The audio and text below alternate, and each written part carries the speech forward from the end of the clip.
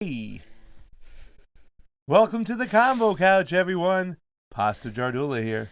And I'm Fiorella. And Johnny Sue is still spinning on those ones and twos. My God, we're right here. We're live. OMG. OMG. LOL, JK / whatever these hipsters say. You sound, no hipster talks like that, Pasta. All right. How's my hair, fam? Because it's a little bit messy right now. I'm trying to get it all straightened out. I don't know why I wear red. I love this shirt, but it makes my cheekbones and everything look so red. But it's not just because it's red. It's because I'm happy, fam. Because it's, guess what it is? It's the day before your birthday. You're ridiculous. You don't have to announce that. Happy birthday. It's not my birthday. Tomorrow is. Okay, it's not your birthday today. week. Jesus Christ. It's your birthday month. It's your birthday week. It's Oh also my God. Women's Month, too. It's Women's Month every month, in case you guys didn't know that. In this household, definitely. In this household. 100%. Ladies and gentlemen, you can see the thermometer up above. That is our fundraising thermometer. That will determine how and when we can go to Washington. We're going to Washington, but we need to get that number up as much as we can with your help. So please, that is our PayPal thermometer. Let's get here. We're going to Washington in no time, fam, in less than 2 weeks. To the capital, Washington. To the capital. Today is the 2nd or the 3rd? Today's the 3rd, fam. So less than in 14 days. Yes, we will be in Washington. 14 days, the fuck you can do math. Censorship. Yes, I can. It's like the only thing I can do. I can't speak English, but I can do math. It's true. Fee is 36 tomorrow. So. Wow, you're such an asshole. I am Tony not watches 36. closely, wants to know. 36? Well, how old? You never ask a woman her age. I am definitely under 36, so way under. So I know, ridiculous. Tony, I'm being an asshole. I think Tony's got it close enough. Right around there, Tony. What? 36? No. He says 30. Unbelievable. We'll stick around there. Guys, if you're not over on Rokfin, that's where Tony watches closely and Fred over are hanging out. Some good Freds, some good fams. Please go over to the Rokfin, Rokfin. Sign up for free. The reason why we are doing the fuck censor protest is because we got demonetized on YouTube. Really disgusting. They're trying to sack, is what the English would say. And they're trying to sack the Convo Couch, trying to put us down so we can't do this. But with your help, we will be able to do this as much as we can, full-time, if not possible. But thank you. It's all in your hands. Somebody was kind of saying, well, you guys are monetized. You're different. I'm not monetized. I can give my opinion. See my guns? That dude who was hating on us and stuff like that. That incel? Yeah. An incel. Well, it's very different than when you're getting funded by corporate interests that give you money to say certain shit, to be pro-war. You know what I'm saying? Yeah. Those kind of things, different than the people like you who power us and say, we the people want more of independent media because we need it out there. And we need to have hard conversations, and we need to have some truth-telling. So that's what they do for us, right, fam? Birthday time. And look at that, right out the gate. $2 Chuck. Trey Wright, thank you. Neera Tanden, the daughter Hillary Clinton, got booted from the job she wanted. Bye-bye, you evil swamp creature. Wouldn't it be awesome now, fam, if Neera Tanden, turns state's witness? It's like, that's it. I didn't get my position that they promised me, so I'm going to tell them all the ways they fixed the 2016 primary against Bernie. Yeah, I don't think she's going to do that because she's still going to get a job somewhere in the administration. Ah. Yeah. Biden said that, by the way. Really? Yeah. Wow. He's going to find a place for her. Well, I guess that means we should get right into the first segment. Yep. So let's do it then. Speaking of Neera. So she withdrew her cabinet, her nomination as for the Office of Management and Budget. And of course she withdrew, but obviously it was because everybody was like, we don't have the votes, Neera. Sorry. Your tweets. For these people, it was about the tweets, but for us, it was about her record, her foreign policy, her stance on Libya, and all the things she said, right? So this isn't, I want to be very clear here. This isn't, the left didn't do this. Like the left complaining about how she was horrible on Libya. They didn't do this because they listened to your outcries. They did this because of civility politics, because they didn't like how she was difficult to work with her mean tweets at various people in Congress. It has nothing to do with her warmongering stances, because the Democratic Party doesn't give a crap about that. One. Two, you don't have any power over them. So I want to make sure that we're very clear. While this makes the left happy that she is not actually getting into this position, which would give her a lot of power, the left didn't do this. Progressives didn't do this. A lot of people are saying, "Oh, we won. This is no. We didn't do this. This wasn't done for us." Don't for a fucking second think that they give a crap about what you want. So this wasn't public outcry, fam? Because a lot of people are saying it was the public outcry. No, I don't. I think it was the civility, the tweets. Because remember, the things the media is focused on are her mean tweets. Oh, because of tweets, she didn't get the position. Oh, because of this, she didn't get the position. It was never about our criticisms of what she said about Libya, the money she took from Wall Street, how her Center for American Progress is just funded by like ridiculously corrupt people and corrupt money. Like none of that went into the whole thing. It was brought up, but it wasn't what they focused on were the mean tweets. Oh, okay. Yeah, you know what? I tend to believe with you, fam, right over there. What,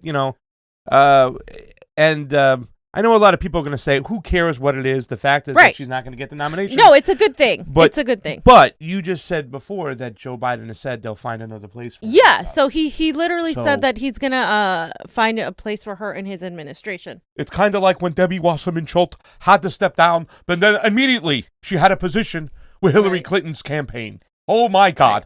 How does that even happen? Yeah, exactly. Same exact thing. So Biden here in the article said, I have the utmost respect for her record of accomplishment, her experience, and her counsel. Ooh. And I look forward to having her serve in a role in my administration. She will bring valuable perspective and insight to our work. So Biden has stated she will be in the administration. Okay, just in case you guys missed it. This is why I'm telling you, we can be happy about this, but it's not the end of Neera, unfortunately. The witch is dead for now, but she's going to come back. It says between the lines, Nera Tanden is part of the crony corrupt team that I have, and Hillary Clinton says I need to find a spot for her. So since she couldn't get nominated here, we'll find something else. Oh, that's exactly. If you read between the lines, that's what it is. It's part of the Democratic leadership getting all their people in places. Right. Here's a Hillary supportive, a little Hillary Jesuit. Get her in. If it's not here, somewhere else, fam. So. Yeah. Exactly. So, yesterday we were having several reactions from several people, and we didn't put it up yet. I didn't put anything up. Yeah, my bad. Okay, so let me just pull that up. And one of them was Margaret Kimberly. She said, Neera Tanden is the worst of all Democratic Party propagandists. She supported destroying Libya. She is a neoliberal who wants to cut the little... My bad. That is totally the little bit of safety we have. I don't know the intricacies of her withdrawn nomination, but I am happy anyway. Bye-bye, Neera. So that was her tweet. Another tweet we had was Dr. Cornel West. No, that's not that. It's Socialist MMA. Neera Tanden is truly a Hillary Clinton Democrat. Ooh. Both were denied their dream jobs in humiliating fashion. So Hillary Clinton and her Padawan, were denied that, and then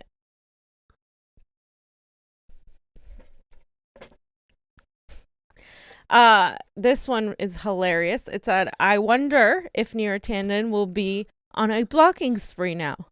And it has Neera Tanden's nomination as her grave and everyone else just having a great old freaking time. And then this right here. Twitter was interesting yesterday with all the things happening. Neera Tanden had to fake apologize to her worst enemies in front of the whole country and still didn't get the job. LMAO. Everybody seems to be celebrating, fam, what happened. No, you should be celebrating. I mean, it's a good thing. Nobody's saying it's a good thing. I'm just saying the left didn't do this. Yeah. Like, your outcries didn't do this. They can't even give you minimum wage. You think they're not going to actually care about you crying about Neera Tanden? And this is what I said. Has anyone checked on Cenk Uygur and Justice Democrats? I know they really wanted Neera in there. I hope they're taking this okay. And by okay, I mean I hope they're happy they made complete and utter fools of themselves over nothing, for nothing. Because if you recall, Justice Democrats was defending her nomination and also Cenk Uygur in order to own the Republicans. That's what they were doing. And they did all that for nothing because she got denied the nomination anyway. So it's really stupid that they did that, because now nobody's going to forget the people that have been paying attention, right? Like, I think people are actually moving towards radicalization, believe it or not. I think people on the left are actually going in that direction, away from the liberals. Some of us, like, we're moving completely away from the neoprogressives. This other tweet was taken down. I don't know why it says it's unavailable, fam. Sometimes that happens on your computer. I don't know. Yeah, Johnny, the one that's right above the Maria Fonseca one, you got it up because I can't get it up here over here. Yeah. A part of there it is. Your friendly a neighborhood part of artist? me is bummed. I had great plans to milk this gem for the next 4 years, but alas, this will not. 'Twas not to be. And this is one of Neera Tanden's old tweets, because we have to look at some of her old tweets. And she said, Hitler was certainly controversial, but nobody gives him proper credit for fighting the death of against communism. Wow. This is a real tweet. That's a gem, fam. That's a real tweet. Yeah, she's dumb enough to tweet things like that. I put the Maria Fonseca one up there. Okay, so this is one of her other old tweets. Karma, my friends, karma. August of 2018. So like, it's just perfect. I mean, we live in a fucking cartoon, don't we? Wow. So it's just hilarious. And then this one right here. The tweets that just keep coming. She says, this one's perfect. LMAO! Twitter isn't an interview. But it was for you, Neera. Wow. It was those tweets they cared about. They didn't care about Libya. They didn't care about the Wall Street money. They didn't care that you're a shit politician, that you're a shit person. They just cared about your mean tweets. And here we go. She had posted happy birthday to this future Office of Management and Budget Director. Did she did that herself? Right she said happy birthday to herself. Wow. Hey, happy birthday to the interim president of the United States. Nobody clowns Neera Tanden like better than Neera Tanden. I mean, it's just fucking perfect. She clowned herself. But I mean, fam, here's the one thing I want to talk about too as well. I still like the public outcry. Mm-hmm. I really don't think it did a lot. I'm gonna have to agree with you on this one. I like to disagree with you at times, but at this time I have to agree with you. Really, it wasn't all about us saying all these things. It was about the senators really going enough is enough. You know what I'm saying? Yeah, if Manchin and them hadn't said anything, none of this would have, no matter how much you guys cried or you know, or were upset. Like, that's what I want to get through, because I don't want them to think that suddenly you have electoral power. You really don't, because we gave it all away to the Democratic Party. Yeah. Well, as soon as you said, we have to vote for Joe Biden over Donald Trump, you gave all your power away. There's no negotiation, no leverage. They won't even give you something that's a given. That was at $15 an hour. Yeah. And now they're over there having their little fight for 15 movement, led by Bernie Sanders, which is like 10 years ago, over 10 years ago, the fight for 15 started. Like, like 10 years ago, it was already expensive and $15 was the minimum wage. Fast forward 10 years later, people weren't even paying attention to it as much because they were saying it was a given vote. Now, all of a sudden, you want to pretend like you have to force a vote on that? You shouldn't have to. That they were supposed to, they had already said they were going to do it. Yeah. So it's actually backward thinking. It's actually like saying, oh, crap, like they did this too. They didn't even expect these Democrats to not even follow through with that. That was like the bare minimum. A lot of people just voted for Joe Biden because they were like, you know what? They're both horrible, but at least he's going to push $15 an hour. He literally advocated he would do that as soon as he became president. And now they're going back on their word. Well, Johnny, you got a tweet up there we got to see? Go ahead. I'll never forget Justice Democrats advocating for Neera's nomination. Yeah, this is another good one. Who else? Who else advocated? Well, Chang. TYT. Well, I don't know specifically. Who else was it? What's his name caught me the most by surprise? The guy who was supposed to be Perez, Keith Ellison. Keith Ellison? Yeah. Wow. You know what I'm saying? And seeing the mainstream really just start going after Republicans for this. Like, Democrats get their nominees. You guys are ridiculous. It's like, dude, this is Neera effing Tanden, ladies and gentlemen.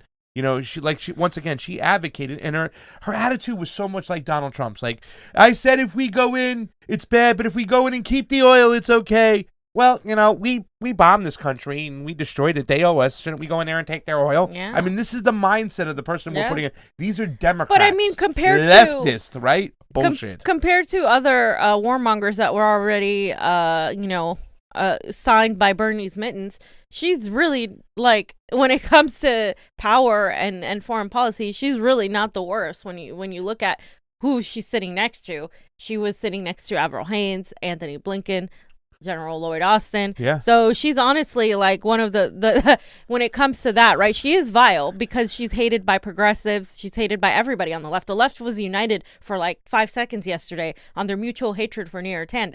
because even the Neoprogressives don't like her. Yeah. So it's just funny that nobody likes Neera. Nobody likes Neera Tanden. So everybody, nobody likes Neera. Nobody likes her. Hashtag Neera go away. Yeah. Johnny, anything else to read? Any good ones? I see you going through a bunch of them. All right. Let's read some super rays real quick. Ming Ang, thank you so much for the super chat contribution. She says, maybe this will get you a latte. Happy birthday. Zingona, I think it's the way you say it. It's Xingona. Okay. Happy 30th, Fee. Says Tony, watches closely. Me and AOC are the same age. Tony watches closely. Thank you so much. You're awesome. It was a bad year, a good year. You could say a bad and a good year. Happy birthday. Ever. Happiest, bestest birthday ever from Carrie Mark. Fee Tanden, gone. What? Fee Tanden, gone. I was like, well, she didn't put any commas in there, but that's what you're saying. Fee Tanden, gone. Please don't. When being a horrible human catches up with you, hashtag Biden budget pick Neera Tanden drops out of nomination process after confirmation process unravels. I can just see them giving, Bernie Sanders giving Joe a call. Joe, I'm sorry. We're not going to be able to make Neera Tanden happen. I tried, but it didn't work. You're going to have to get somebody else. Yeah, what pisses me off is that Bernie wasn't the one who, destroyed her nomination. It was, Manchin and Collins. Well, maybe he made the final call behind closed doors. I don't know. I want to try to think something positive of Bernie Sanders lately after he's been just so awful. I mean, he the fight for 15 thing, I mean, he is doing that, but it's like it should already 10 years ago. Yeah, that's that fight was 10 years ago. Come on. Yeah. Trey Wright says, "Happy birthday, Fee. Here's a twomp." That's not what he said, but here's a 20. Well, twomp is old school for 20, fam. Fam, we're not. Saying, what do you got? We're a twomp? not. This isn't Goodfellas, okay? This isn't. Even though I laugh at you like you're a clown, like you amuse me. This isn't Goodfellas. Happy birthday, Fee. Okay, thank you so much. My birthday's tomorrow, guys. This is so you get to tell me again. Proletariat. Well, it's your birthday week. Thank you so much for the super ray. Hey, fam. Do y'all feel we've been sliding away from the strong, united left energy and protest organizing momentum from the BLM summer protest? Could we be focused more on the way forward and out of this broken system? That's what we all were hoping, that it kind of moved into that way, but then it seemed to become a co-opted Trump Biden fight in the middle of the streets, when it was like, wait, let's not lose track of it. Especially when we saw with was it the Black Unity Project, Johnny, when they started marching in Beverly Hills, right? I mean, that was like, they were great. That they're realizing the economics, they're bringing the economics in. That I think they were learning as they were doing it. The conversations were so much better. Yeah, but it was moving in the right direction. I'm sorry, go ahead. No, you're right. Like they were, they would stop, at Wells Fargo and explain what Wells Fargo was doing. They would stop at a dispensary and explain how it wasn't fair that people were making money off of weed and there were still people in jail for weed. They would explain things and they would talk about economics, and they didn't like capitalism, and they would talk about, eat the rich, and start going through Beverly Hills and chanting "Eat the Rich." It's like, it's pretty powerful stuff. I mean, especially when it's a bunch of young people who are going to be the next generation's leaders. The reason so many Gen Z are so radicalized, and you can call it whatever it is because they don't know anything but the failures of the system, whether they're a Republican or or on the left, because even the Republican young Gen Z are against Wall Street. They're against the Fed. They're against the Pentagon. They're like more of a populist mindset. They're a little bit more conservative on other fiscal matters, or maybe perhaps, I'm not sure, on social issues, maybe not there with the left. But when it comes to the vast majority of economics against the banks, when it comes to foreign policy, the younger Republicans tend to be far more, anti-imperialist and to the left. And so the thing is, it's like when you're bored into the situation, it never worked for you. So why would you try it? Right. So there's disconnects. Yeah. By the way, Fred Edwards says, hashtag Neera Tanden done for now.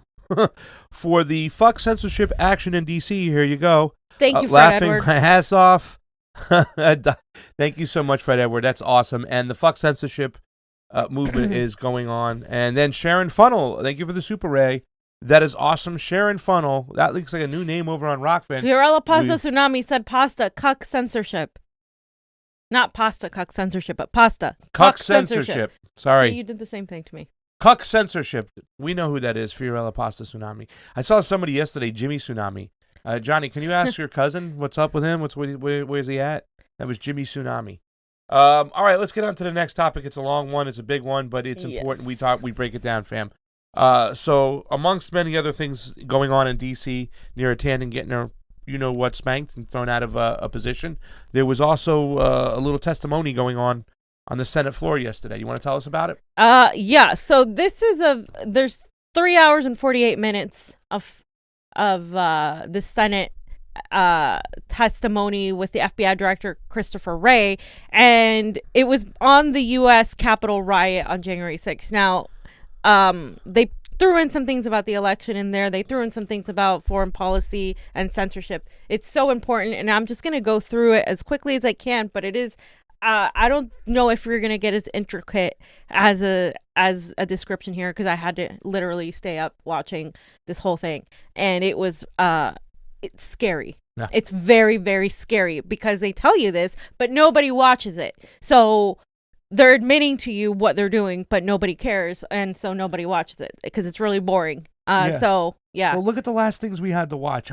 I mean, you just can waste so much time. Donald Trump's speech, an hour and a half. Oh my God, get my life back. The Wall Street Bets hearing, 3 hours and 45 minutes. Give me my life back. I started watching this crap yesterday. I'm like, nobody has the time to sit through this bullshit. But what they are saying is so important and really has a lot of effect on the policy moving forward and the way the mainstream media kind of just flows along with these hearings. It's like they're almost on the same page. You know what I'm saying? They get the same notes to propagate the same bullshit. So, yeah. Right. So let's start off with the beginning, right? Mm-hmm. Because Christopher Wray is now, he's a cop. He's FBI. But he begins talking about how people have been extremely helpful in their investigations into really what happened on January 6th. So good morning, Chairman Durman, Ranking Member Grassley, members of the committee. I appreciate the opportunity to be here today to talk about the great work of the men and women of the FBI. Let me start with a quick update on the investigation into the January 6th attack here at the Capitol. I was appalled, like you, at the violence and destruction that we saw that day. I was appalled that you, our country's elected leaders, were victimized right here in these very halls. That attack, that siege, was criminal behavior, plain and simple, and it's behavior that we, the FBI, view as domestic terrorism. It's got no place in our democracy, and tolerating it would make a mockery of our nation's rule of law. The rule of law, of course, is our country's bedrock, and it's our guiding principle at the FBI. That's why the FBI has been working day and night across the country to track down those responsible for the events of January 6th and to hold them accountable. We're chasing down leads, we're reviewing evidence, combing through digital media to identify, investigate, and arrest anyone who broke the law that day. And our greatest partner in this investigation has been the American people themselves, your constituents. Citizens from around the country have sent us more than 270,000 digital media tips. Some have even taken the painful step of turning in their friends or their family members. But with their help, we've identified hundreds of suspects and opened hundreds of investigations in all but one of our 56 field offices. And of those identified, we've arrested already more than 270 individuals to date, over 300 when you include the ones of our partners, with more subjects being identified and charged just about every single day. The FBI is committed to seeing this through, no matter how many people it takes or how long or the resources we need to get it done. Because as citizens, in a sense, we're all victims of the January 6th assault, and the American people deserve nothing less. Okay. So there you go. We're very happy that you all have turned into little FBI informants and have started ratting out your friends, your families. Rats. Explain to people why nobody likes a rat in the mob. Nobody likes rats or snitches because they help out the authorities over there, and that's no bueno. Okay? Yeah, you rat your own people out. That's bad. They're ratting their own people out. They're ratting doing out your fellow American to the deep state. It's disgusting. Terrible. Why are we celebrating that? Like, he's literally celebrating cops after a whole year of people protesting cops. Yeah. After Julian Assange is persecuted by these same agencies and their parent agencies, right? Like, it's really gross and scary. And he's like, good job. And it's awful of them to have to turn these people in. And can I be honest with you, too? This type of language right here, very, very divisive. Drawing lines in the sand, you versus them. It's what we talked about with Donald Trump's speech the other day. You versus them. You know what I'm saying? The whole rhetoric so far after this last election hasn't been about bringing people together. It's been about divisiveness, just making sure we're more and more separated. It seems like the powers that be want us at each other's throats. Yeah. And so then he goes on to talk about domestic terrorism and what that is, because he said this is domestic terrorism flat out. Was not an isolated event. The problem of domestic terrorism has been metastasizing across the country for a long time now, and it's not going away anytime soon. At the FBI, we've been sounding the alarm on it for a number of years now. I've been sounding the alarm about domestic terrorism since, I think, just about my first month on the job. Okay, so he's saying this is an ongoing thing, and you could look back at some of the events we've had with the mass shootings and all, and classify that as domestic terrorism now. But that happens, while it happens here far more often than in other countries, it doesn't happen as often as they're making it out to be, like it's the number one thing we should be focused on. And they're not attacking why it's happening, why people are so screwed up in this country, why people go crazy and go kill somebody. Like they're not talking about the fact that we don't have mental care in this country, that we have a drug problem, that like none of that ever gets addressed, right? The FBI is just there to put people in jail and make sure they prosecute them for said crime. And keeping our citizens just starving. 80% of our workers are paycheck to paycheck before the pandemic, right? So, I mean, people are on edge. They're nervous. They're just really crazy. And how do we talk about this domestic terrorism shit, fam, when we go around with our imperialistic ways just bombing people left and right? Like, that's okay. But over here, well, this is the serious problem, FBI. Get out of town. And so he talks about ISIS and how ISIS is equivalent to these disruptors. They were comparing ISIS to these people and saying there is no ideology.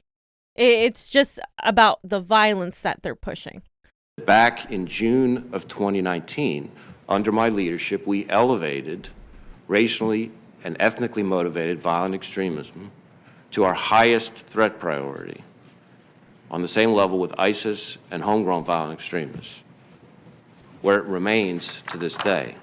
Now, I'm sure we're going to cover a lot of ground today, but let me make one thing clear. The FBI will not tolerate agitators and extremists who plan or commit violence, period. And that goes for violent extremists of any stripe. As I've said many times, we do not investigate ideology, but we focus on acts of violence and violations of federal law. And when we see those, we will bring to bear the full weight of our resources, our experience, and our partnerships. Yep. And when domestic violent extremists use explosive devices, when they attack government facilities and businesses, when they assault law enforcement officers, when they use violence to interfere with the lawful operation of our government, they should expect the FBI to come knocking on their door, no matter where they try to run. Okay, so the lawful government of the FBI. The FBI has killed so many of our great leaders that were coming out and called them domestic terrorism. You bought it, and we're able to kill Martin Luther King Jr., Malcolm X, Fred Hampton, and stuff like that. And you can expect them. This is the number one thing now. The FBI is now enemy number one for anybody in the United States now, because domestic terrorism is the problem, right? Well, and what's scary, guys, is that I wanted to point out that he said it's not about ideology. Because throughout the whole hearing, you see whether they're, depending on if the senator is a Democrat or a Republican, they try to blame Antifa or they try to blame, these Trumpers. So, but in every single time, he talks about how they don't really care about ideology. And that's dangerous, because while it may seem good that they don't care about ideology, that means that everybody is a potential threat. Not just these Trumpers that you were cheering, yay, let's get him, let's put him behind bars. No, it's going to be the fucking left and anybody that protests the current status quo. And that's why it's so scary, because they've expanded it to cover all of these people. So they started questioning him why they didn't stop it, right? Why, if they had all this information, why didn't they stop to like this from happening? And so this is a part where he gets into that. Especially because the FBI's Norfolk, Virginia field office had uncovered specific threats against members of Congress, maps of the tunnel system under the Capitol complex, and places to meet before traveling together to Washington. I was also surprised to hear Acting D.C. Metropolitan Police Department Chief Robert Conti say that his information was only conveyed to the MPD in an email at 7 p.m. the night before January 6th. Chief Conti acknowledged that the information was raw intelligence, but said he would think, quote, something as violent as an insurrection at the Capitol would warrant a phone call or something, close quote. So it comes down to the basic question of what the FBI knew, when they knew it, whether they shared it, why this didn't rise to the level of a threat assessment. So, Mr. Chairman, I welcome the question. You touched on a number of points there. So first, let me say that we were, in the period leading up to January 6th, tracking a large amount of information about large numbers of people coming to participate in protests and about the potential for violence. The one specific piece of information that you referred to, the information from our Norfolk field office, has gotten a lot of attention. So this was what's called a situational information report. It was prepared by our Norfolk field office specifically for dissemination. It was, as you noted, raw, unverified, uncorroborated information that had been posted online. And my understanding was that that information was quickly, as in within an hour, disseminated and communicated with our partners, including the U.S. Capitol Police, including Metro PD, in not one, not two, but three different ways. When, can you be more specific on time? Three different ways. So first, there was an email, as you said, to our Joint Terrorism Task Force, which includes, the Joint Terrorism Task Force includes task force officers specifically selected by their chiefs who participate on the Joint Terrorism Task Forces for the very reason to be that chief's, that department's eyes and ears so that they get the information real time, their departments do. So that's the first piece.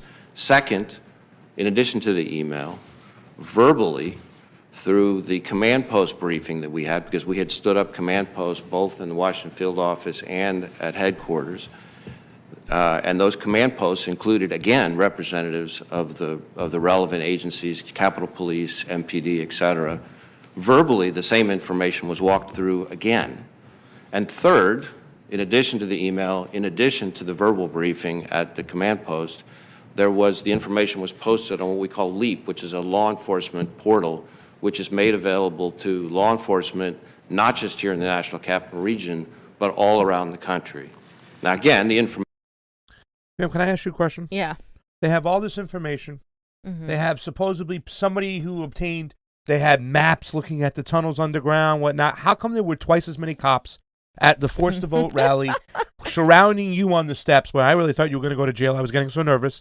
Then there were at the Capitol building, yet they had all this information beforehand, like he just explained it to us. Just help me to understand that. That's the question. And that's what he keeps getting asked throughout the whole hearing is why did you guys, and we're going to talk about it again with the Norfolk information, you had all this information and yet, you know, people are playing blame games. They're saying they did what they were supposed to do. He just stated the three ways of how people were informed.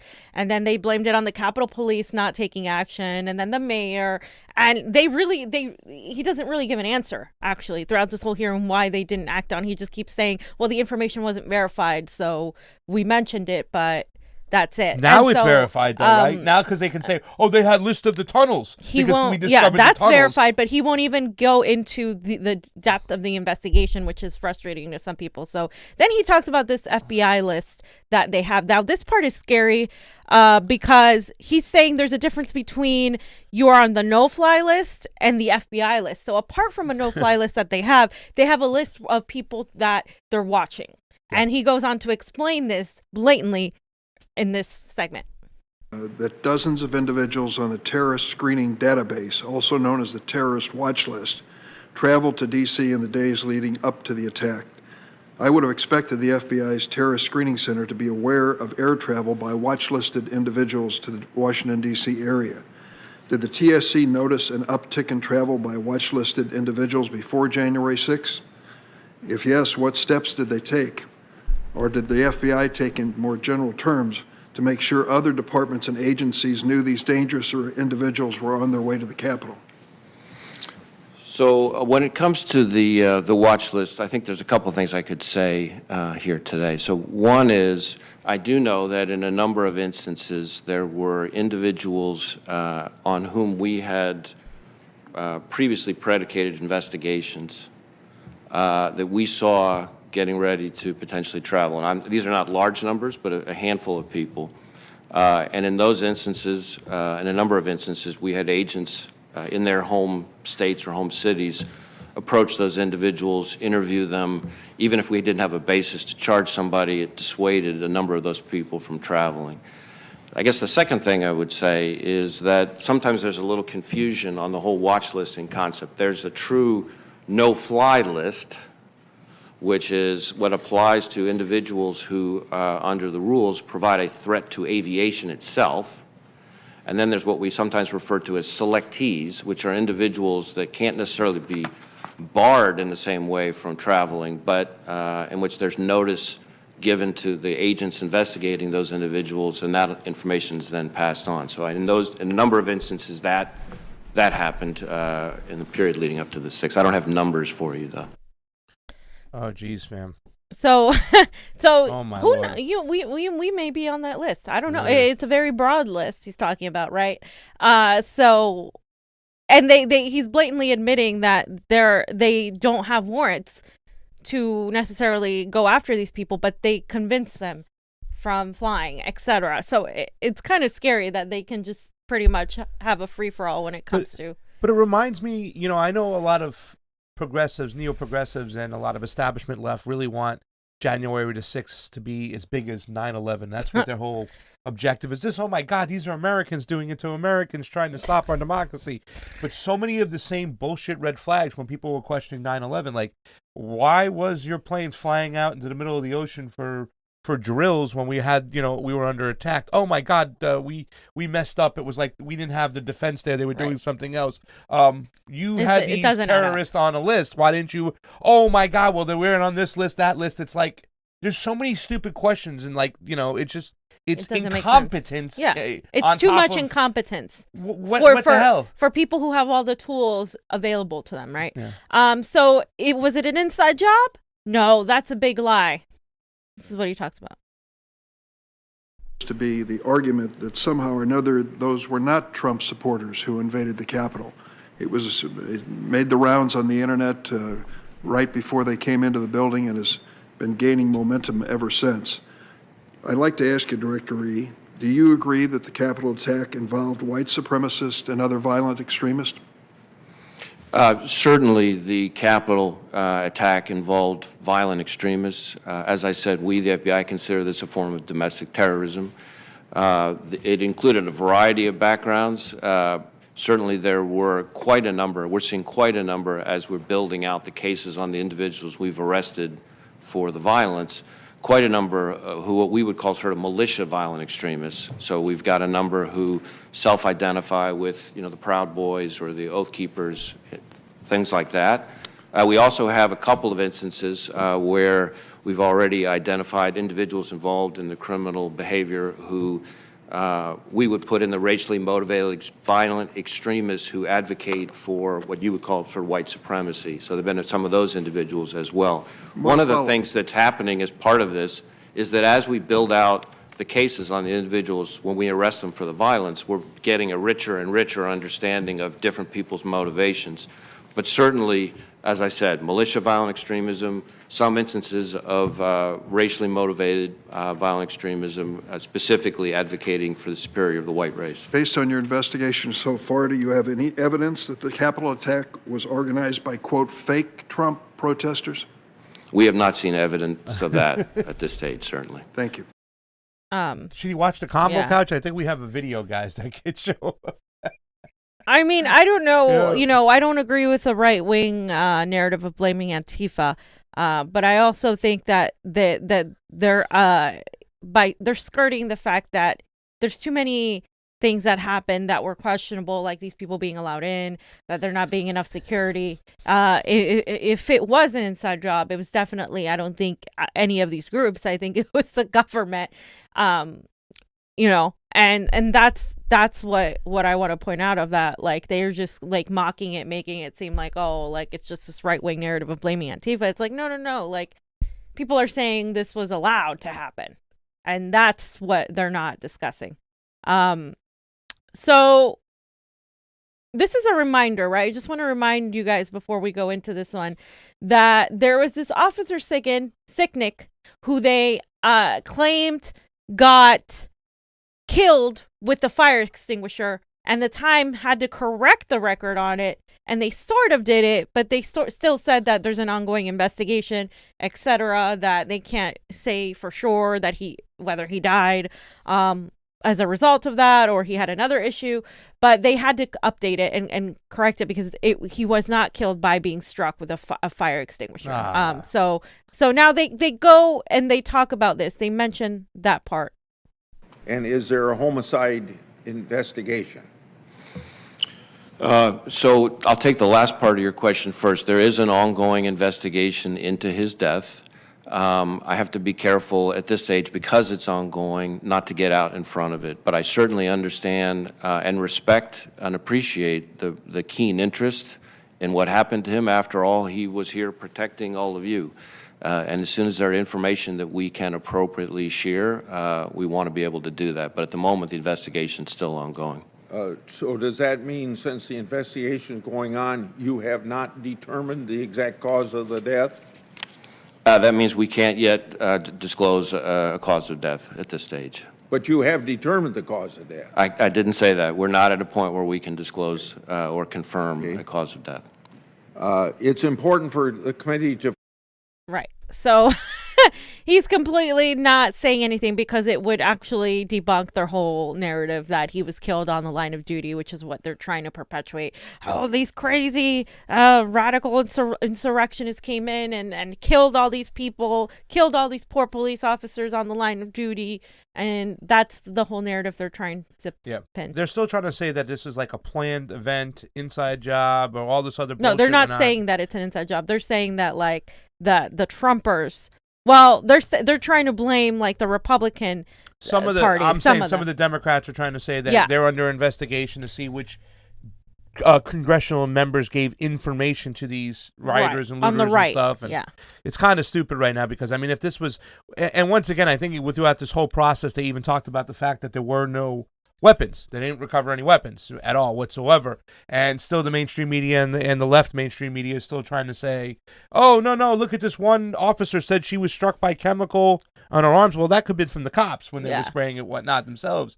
We didn't see any weapons. There was no weapons, recovered. And I think if somebody was planning insurrection on the Capitol, fam, they might want to bring some weapons, knowing that people are going to be armed to the teeth. I saw bear mace, Pastor. Bear mace. Bear mace was the one weapon we saw, but no guns. We were told that somebody had a knife.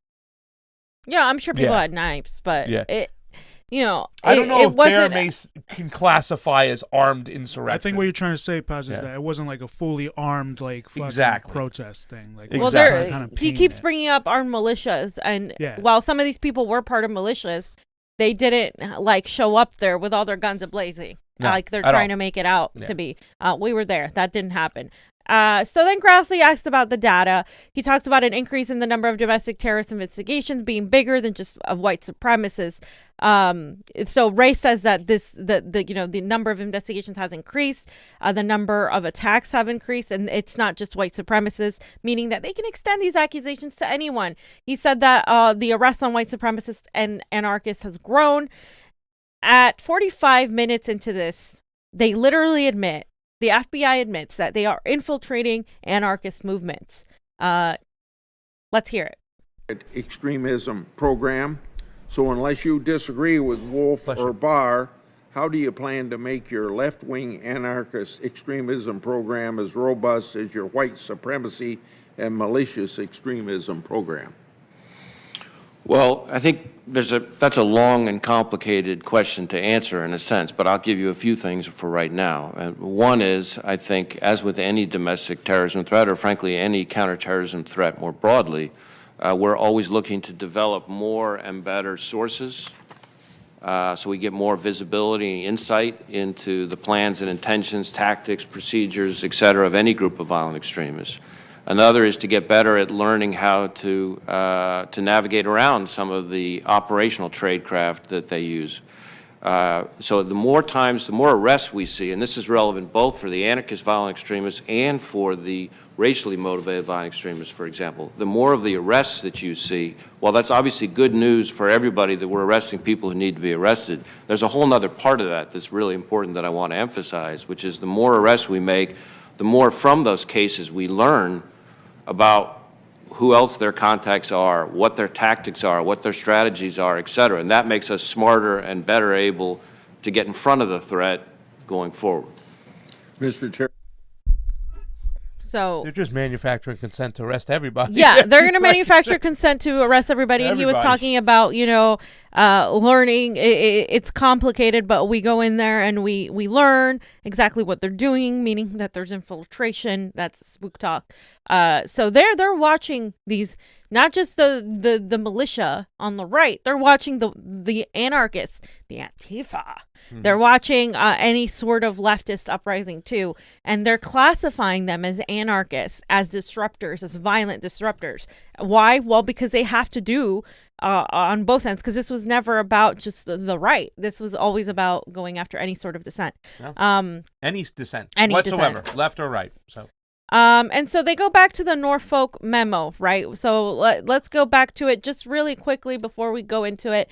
Remember that the Washington Post released this article on an FBI report, which was a Norfolk memo, warning of the war at the Capitol, contradicting the claims that there was no indication of looming violence. This is what they keep discussing over and over again, and he keeps avoiding that they received on January 5th, the night before, the day before, information regarding calls to incite violence, to unlawful lockdowns. And this was an online thread discussing specific calls for violence to include stating, and this is what it was stating: be ready to fight. Congress needs to hear glass breaking, doors being kicked in, and blood from their BLM and Pantifa slave soldiers being spilled. Get violent. Stop calling this a march or rally or a protest. Go there ready for war.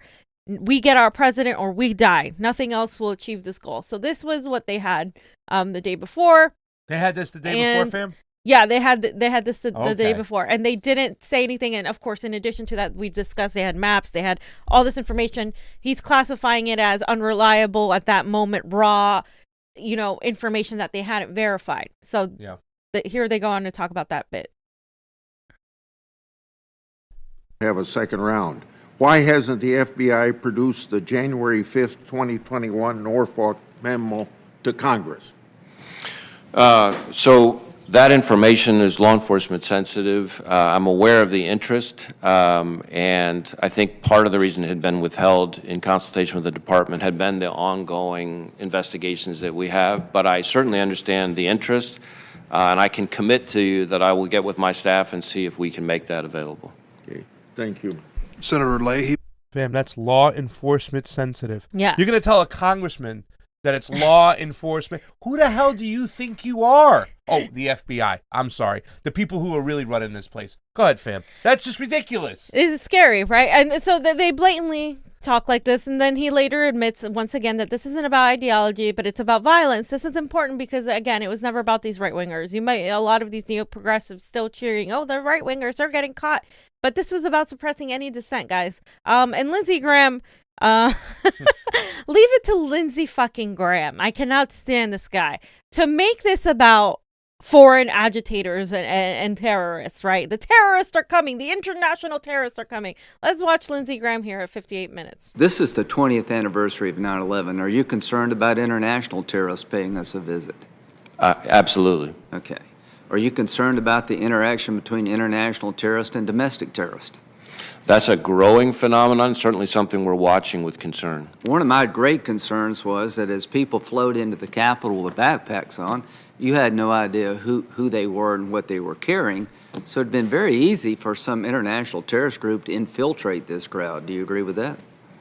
I do think it would have been easy for that to happen. I don't know that we've seen evidence that it did happen, but that's certainly one of the specific things we're looking for.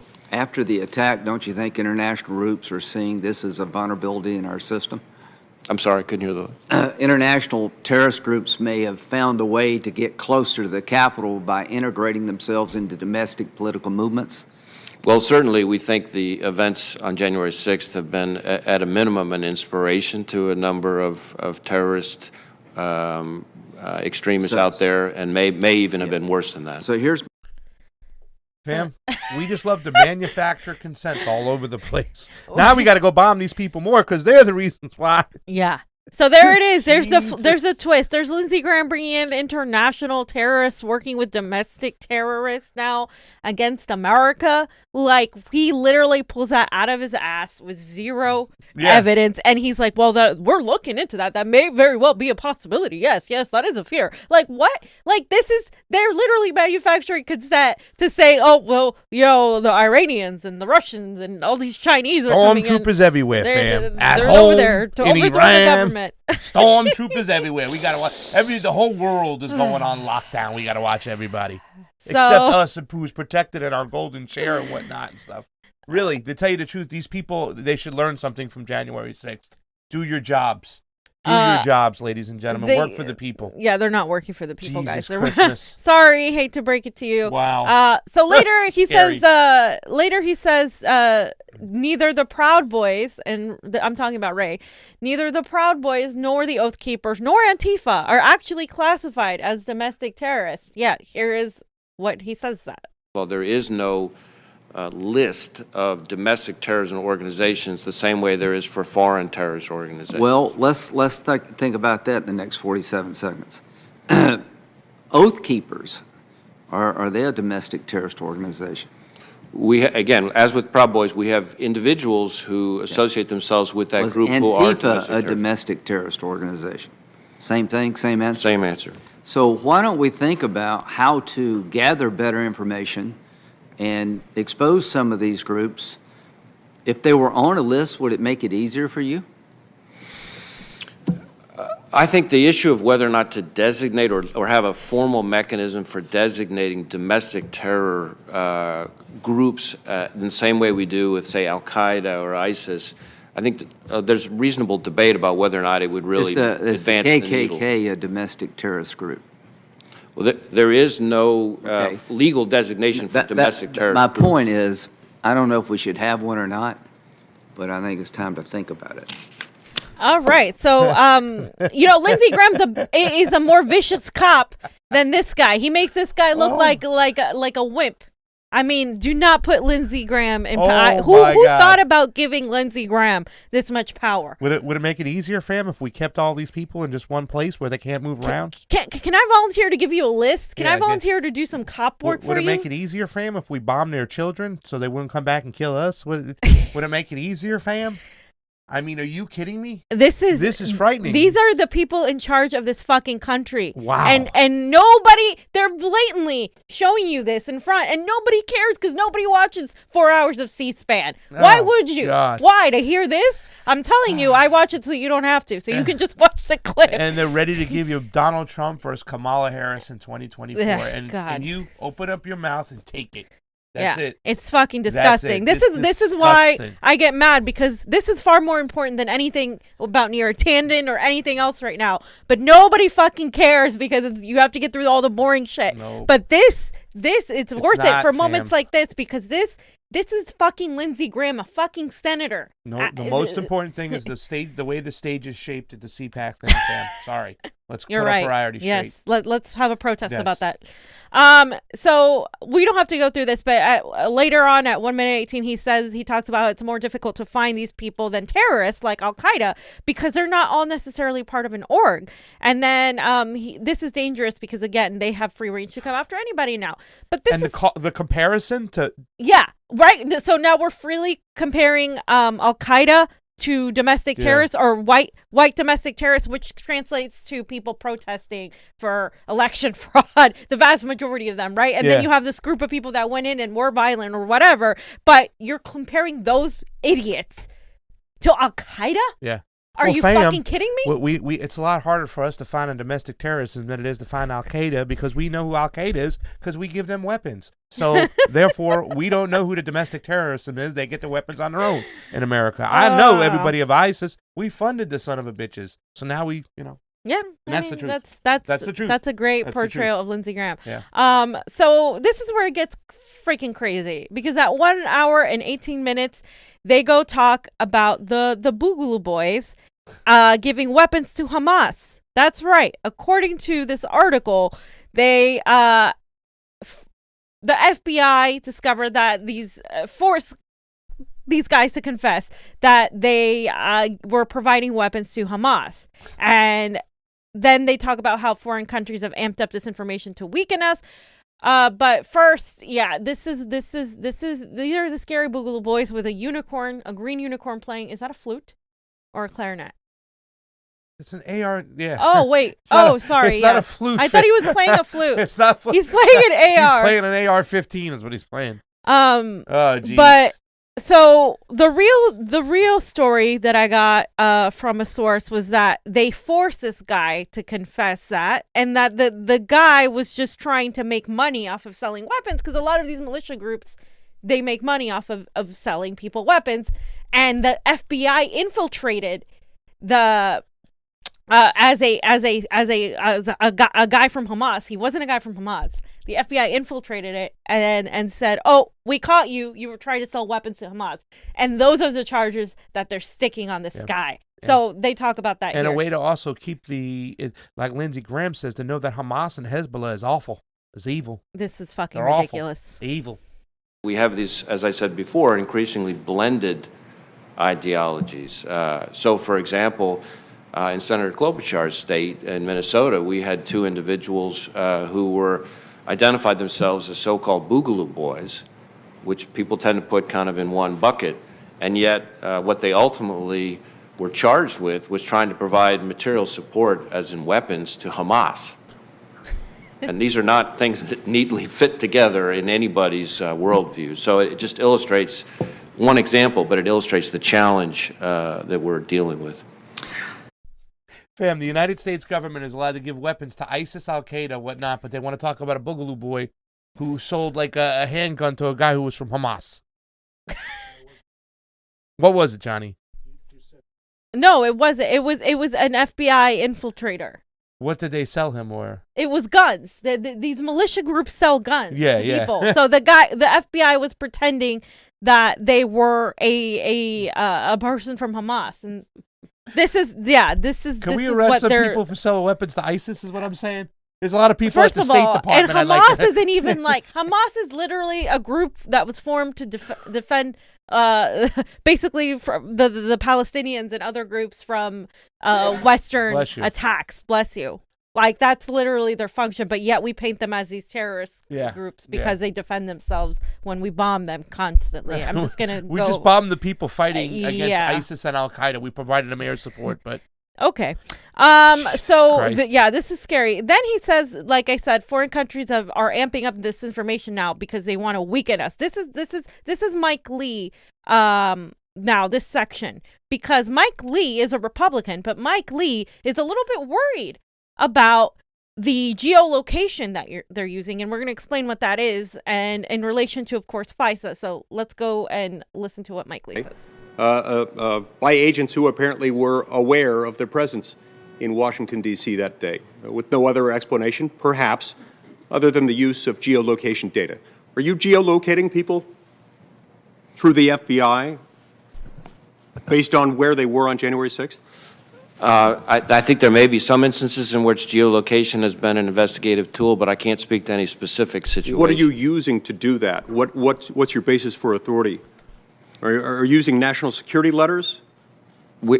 I don't believe in any instance we're using national security letters for investigation of the Capitol. I don't believe FISA is remotely implicated in our investigation. Are you using warrants predicated on probable cause?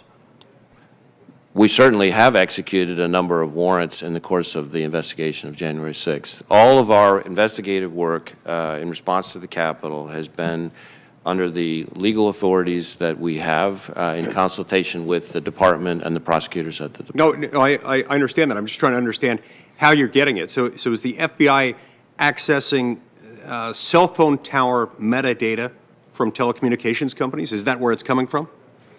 Again, without knowing the specifics, without being able to drill into the specifics, it's hard for me to answer your question in a way that I think you would. Are there instances in which you're interviewing people based solely on information derived from a telecommunications provider, providing geolocation information indicating that they were on or near the National Mall on January 6th?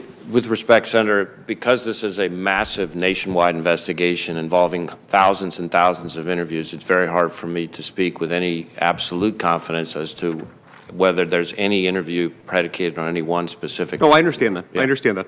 And I certainly wouldn't expect you to be aware of every circumstance.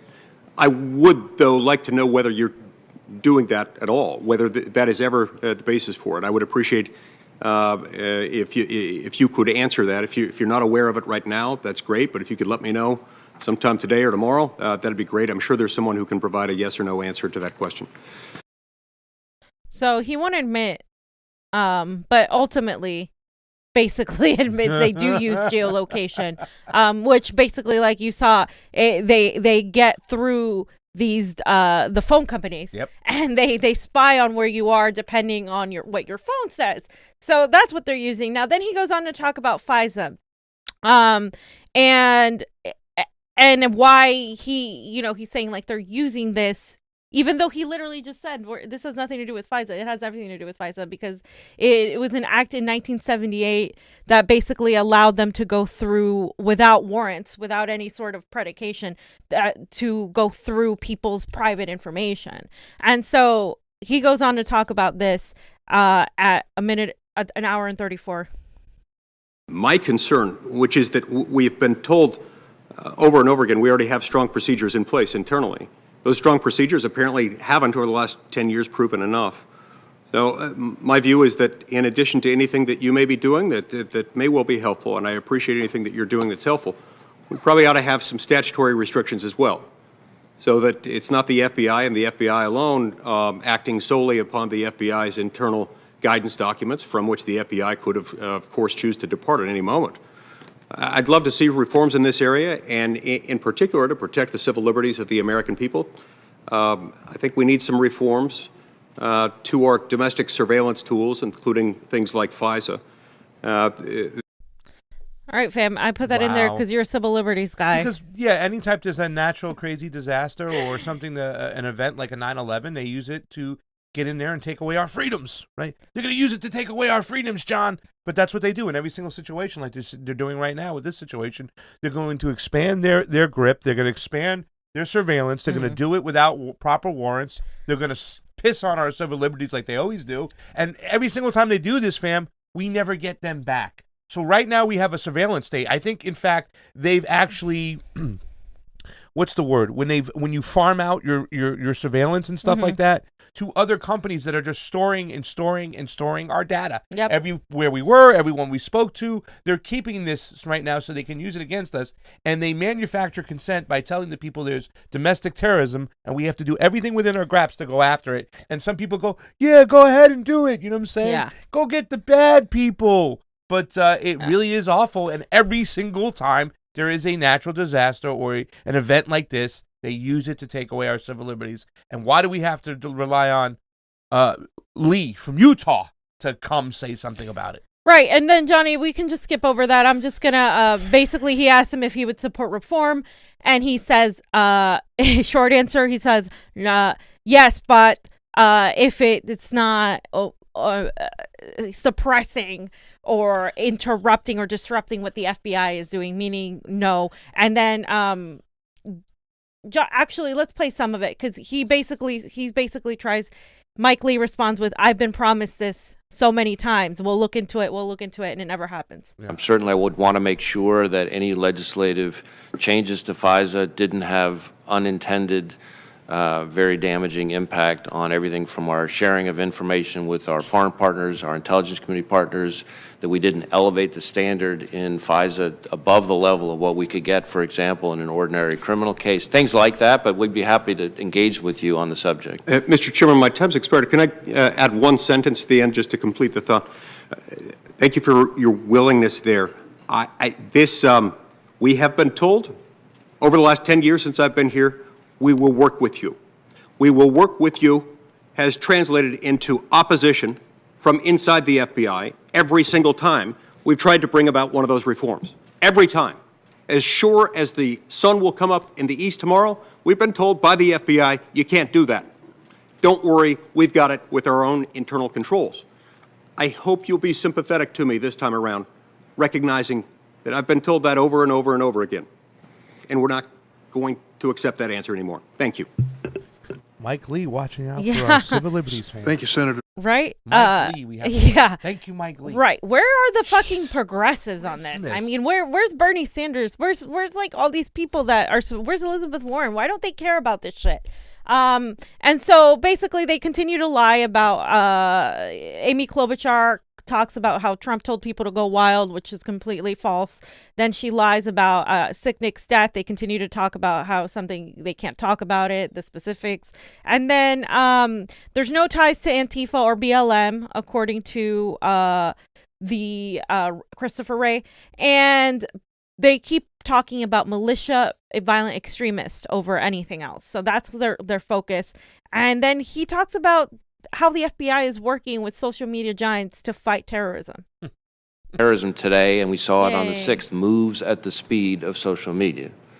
And we try to work with social media companies to get them to more aggressively use the tools that they have to police their own platforms under terms of service, et cetera, and in particular to cooperate with us so that we can bring justice for those who hijack these companies' platforms to engage in some of the conduct we're talking about.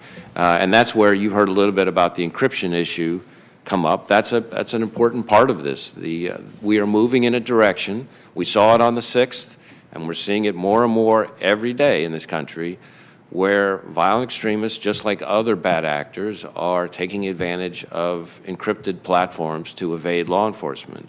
And the social media companies and the technology companies are moving more and more in a direction where if we don't come up collectively with some kind of solution, it's not going to matter how bulletproof the legal process is or how horrific the crime is or how heartbreaking the victims are.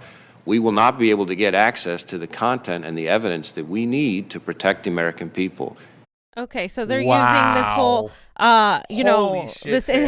this information, and it's becoming increasingly clear that they're not just using, these big giants like Facebook and Twitter. No. Now they're using encrypted messaging. Hello, by Signal, by Element, by whatever, WhatsApp. All those have already been, except Element, I think, all of them have already been looked into or surveyed by the FBI, and they're saying we have to do this in order to do our job and protect the American people. We don't want this to happen. You don't have a right to your privacy, fam. The poor death of all these people. Like, we can't allow that to happen again. My and God. they're telling you that they're going to do this, and they're telling you they're forcing basically Facebook and all these people to to self-police their own. And it's scary. It's scary, and it gets worse.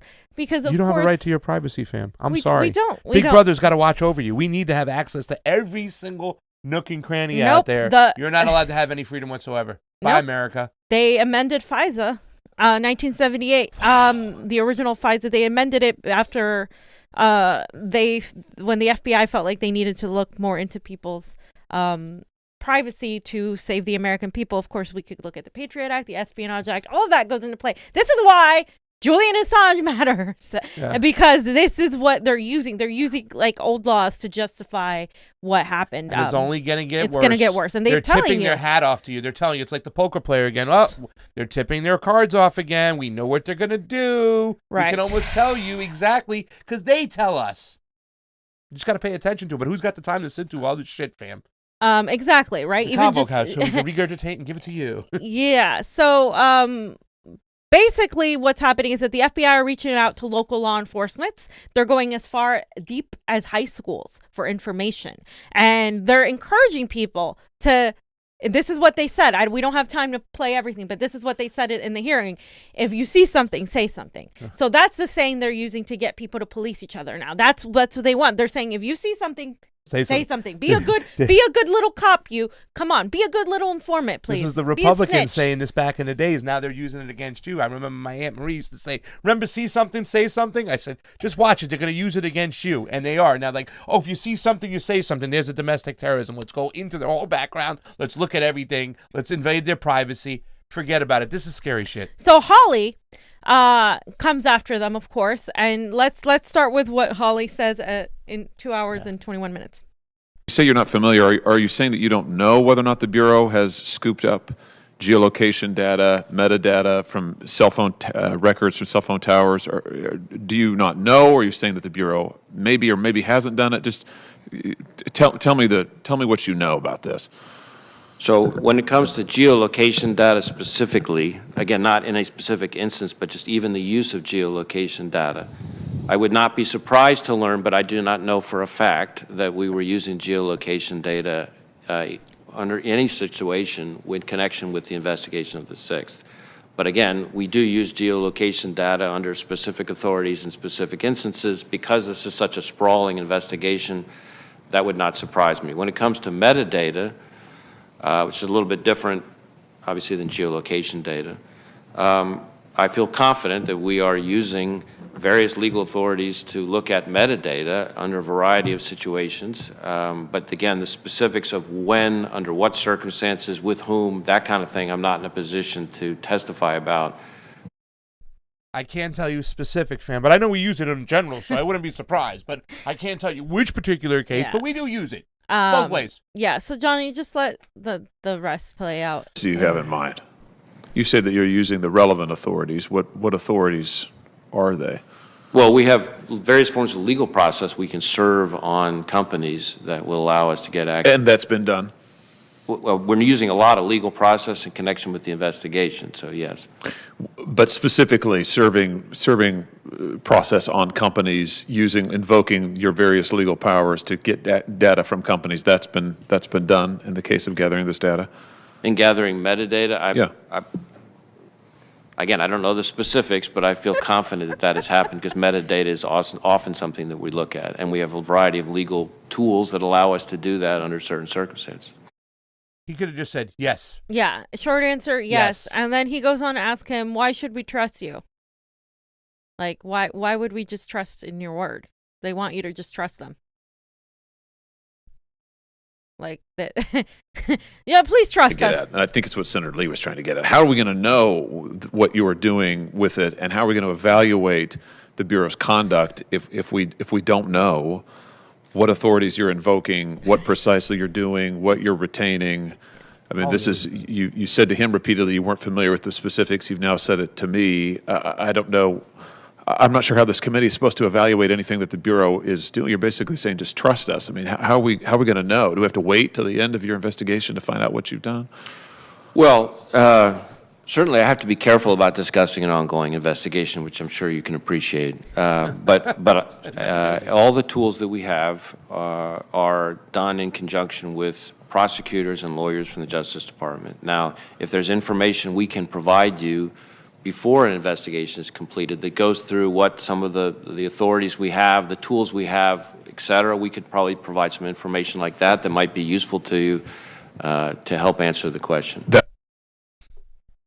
There you go. So basically, dodging and weaving, weaving and dodging. Yeah, you know what I'm saying? This is what the FBI has been doing, and Mike Lee was trying to say that too. Like they have been saying, "Oh, we'll take care of it. We'll work with you," and every single time they try to reform FISA or they try to, put protections on American privacy and their civil liberties, the FBI is like, nope, you're not allowed to do that. And so, like, they just want people to trust them, even though they literally are responsible for murdering some of our most effective activists. So, yeah. You ever see the movie Die Hard? Yeah. The one scene where he goes, "Ladies and gentlemen, I give you the FBI." That's what I wish we could put there right there. We give you the FBI. Schmucks. A lot. They say a lot and say nothing. Yes. And then Bank of America gave your data away. If you have Bank of America, they likely gave your data. When you were using an ATM in D.C., they gave away your data. Would be helpful. Thank you. I'll hold you to that. Let me ask you about some other things that have been reported in the press. Particularly, there have been a series of reports that the Bureau has worked with banks in the course of the investigation into the January 6th riot and both before and after, and that some banks, in particular Bank of America, may have handed over data for 200 plus clients who may have used their credit or debit cards to make purchases in the D.C. area. Well, what do you know about this? Has Bank of America voluntarily turned over information to the Bureau about its customers? I don't know any of the specifics, so I'd have to look into that. And so has the FBI requested similar information from any other companies, to your knowledge? Again, sitting here right now, I do not know the answer to that question. I do know that we work with private sector partners, including financial institutions, in a variety of ways all the time in a variety of investigations.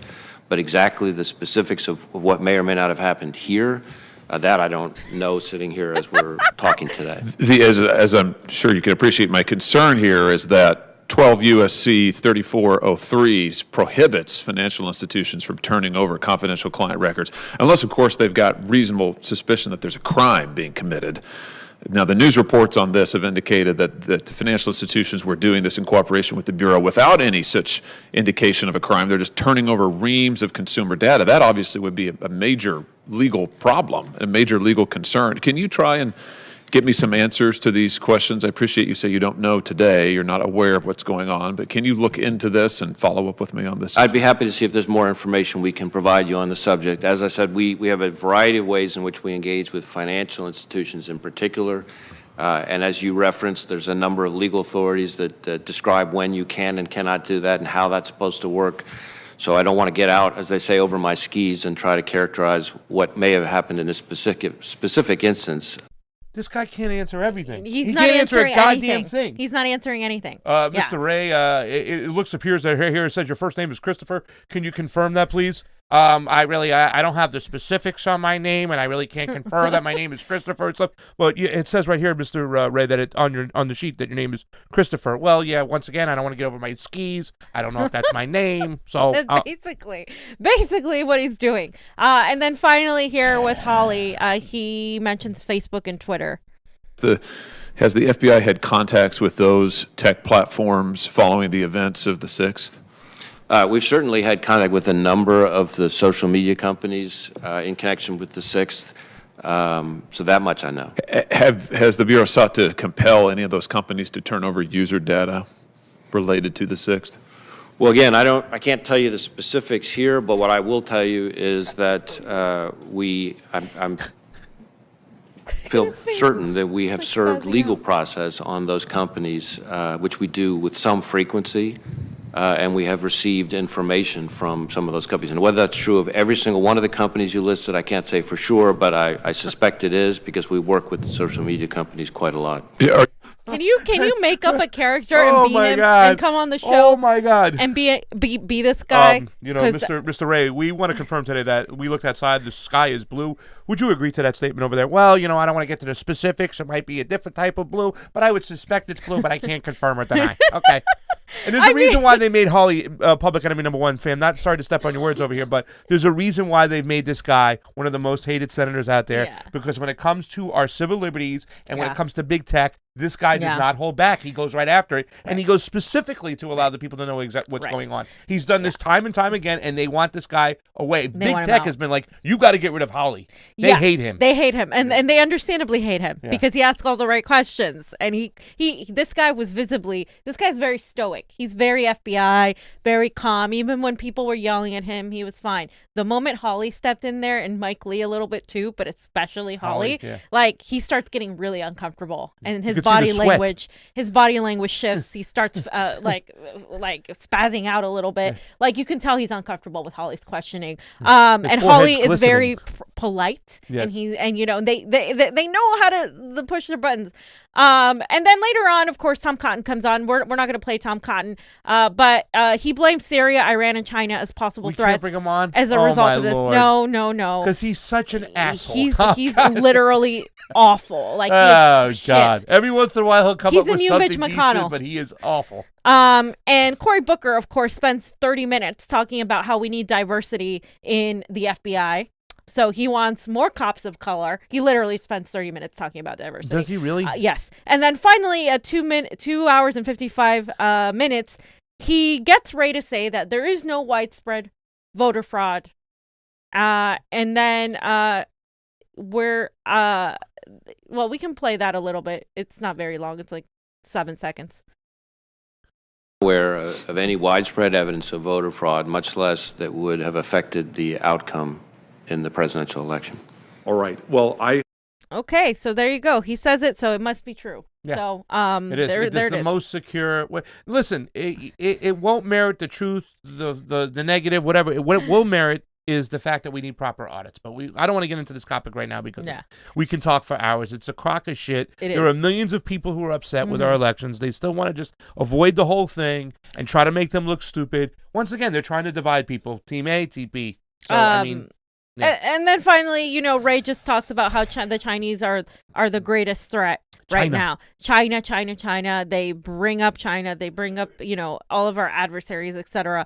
And we'll go right to the NPR spin on deprogramming cults because this was scary. I was driving and I don't know, something happened where NPR was on my radio and I started listening to what they were saying and I was like, holy shit, this is some scary crap they're doing because they weren't just interviewing. They were talking about how anything about the election, any sort of questioning was conspiracy theory.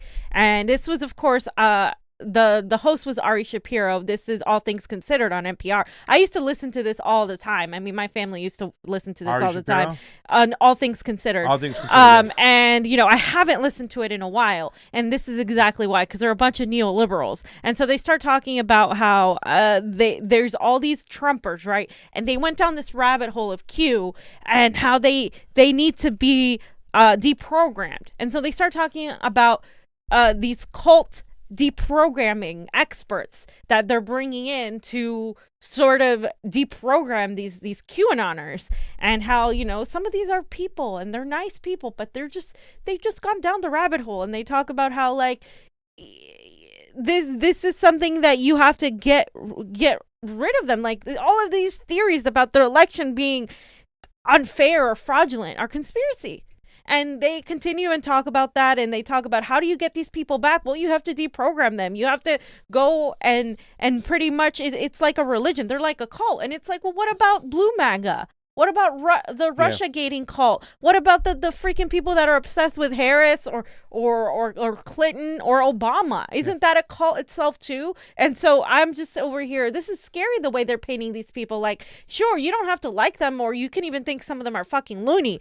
But to talk about people in terms of deprogramming them like there's some sort of like, I don't know, robot or some sort of like, it's scary, guys. You know whose fault this is? Is the mainstream media's fault, or the elites. Is because when you constantly lie and talk propaganda bullshit, people are going to go out there and try to seek out another truth somewhere else. Whether they find the truth or whatever they find, they're going to find something else. But the fact that you keep driving them away with lies and propaganda, this is why we end up with people grasping for anything to be the truth, because they don't know what to believe right now at this point. Because there's so much propaganda out there that this is the end result of it. And now you have a group of people saying we need to deprogram these people. That is scary shit. And they're painting QAnon in the same vein as people questioning the election. So now if you're somebody like us that are like, hey, we know about elections and something was off about this election. Look, we're looking at statistical anomalies. We're looking at the lack of chain of custody, all these things.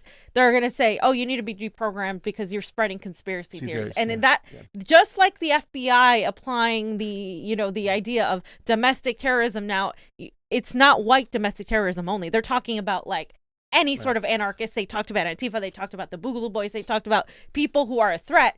Just like that is so broad, this is also broad too, because now you're a conspiracy theorist, QAnoner, if you're questioning the elections. And that is very, very dangerous combined with everything else. Nobody's really doing a good job on the other side, bringing out the necessary things we need to change. Even at Donald Trump's speech the other day, he kind of pivoted towards not at all illegal immigrants again. Like not that's kind of. He fully pivoted. Well, to that. yeah, totally. I mean, he did also talk. Like pretty much completely. I mean, when he talked about signature verification, he like to make sure it's a legal citizen. I'm like, dude, where are you coming from, dude? Like, are you even getting where this shit is going? And the fact that he didn't mention proprietary software, we still don't do that. I saw one senator on the steps of a state senator in Michigan mention, like, why don't we have open source? Why do we have proprietary software? It was one person who's done that. Like, that's the major thing, and they don't talk about those things. And it just seems more divisive and more divisive and more divisive. Yeah, because that's the grift, is to keep you divided, etc. And they make you believe in shit that's not true, too, well, fam. I talked to some people who are not really into politics. They still believe that ballot harvesting is, like, good. Like, it's like they talk about the good things, and they're like, oh, we're helping out, poor people in communities that normally can't vote. And now with ballot harvesting, we can do it. But you got to look at the negative effects. No, because they don't know anything about how elections work. So it looks good on the surface. But it's not. Super Rays real quick before we go to break. Let me just get him out of the way. I'll get him out of the way. Tony watches closely. Happy 30th. Carrie Mark, she did that. Trey Wright, thank you so much for that, Super Ray. Proletariat, we read that one. Fred Edward, we read that one. Sharon Funnel was the last one we read. Thank you so much. Carrie Mark, January 6th, 2020 photo op. For more Patriot Act pirating of our rights. You better believe it. Once you get in there, they keep on getting them. Larry Janney canceled my Patreon and subscribed on Rokfin. Thank you, Larry Janney. He says, hooray, like the Ray, you got it, fam. For independent media, and fuck censorship, free Julian Assange. Repeat that again, fuck censorship and free Julian Assange. FFS, is that for fuck's sake? For fuck's sake, the Democrats victimized themselves. We have the receipts of how the cops created the opportunity for the mob activity, not an insurgency. Those motherfuckers. Yep. That was Fred Edward. Thank you so much. And the last one, we're going to go to break right after this. I think I got one more. And we have a special guest coming on. Absolutely. Last one. Just want to get it out of the way. And it's right here. Kate and Nick. Thank you, Kate and Nick is hanging out, watching out. We love Kate and Nick, the duo. That is the Super Rays for now. We're going to take a quick break. We'll be right on back.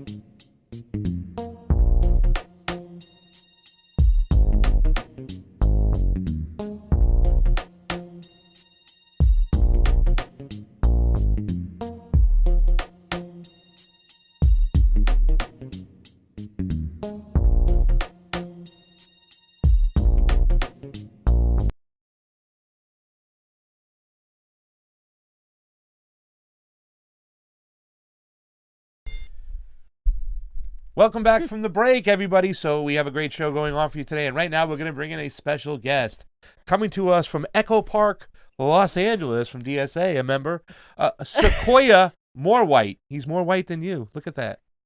Oh, hi, Sequoia. How are you?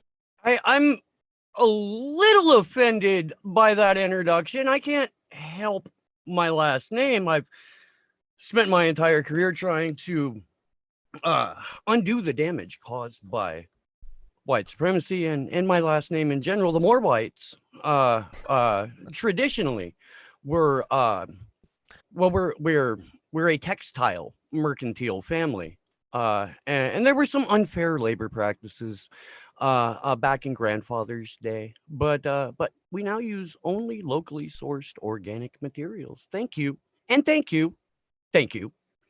Oh, well, thank you, Sequoia, for coming on and having this chat with us, because I really wanted to debate you with this. Pasta and I genuinely feel like the squad has let us down, that they were put in the Democratic Party to oppose the Democratic Party, to actually fight the establishment in any way, shape, or form. And what it seems like AOC, who you obviously really love, has done is she has become the baby bear to Mama Bear Pelosi. She doesn't oppose her. Neither does the vast majority of the squad. She hasn't said a word about Syria.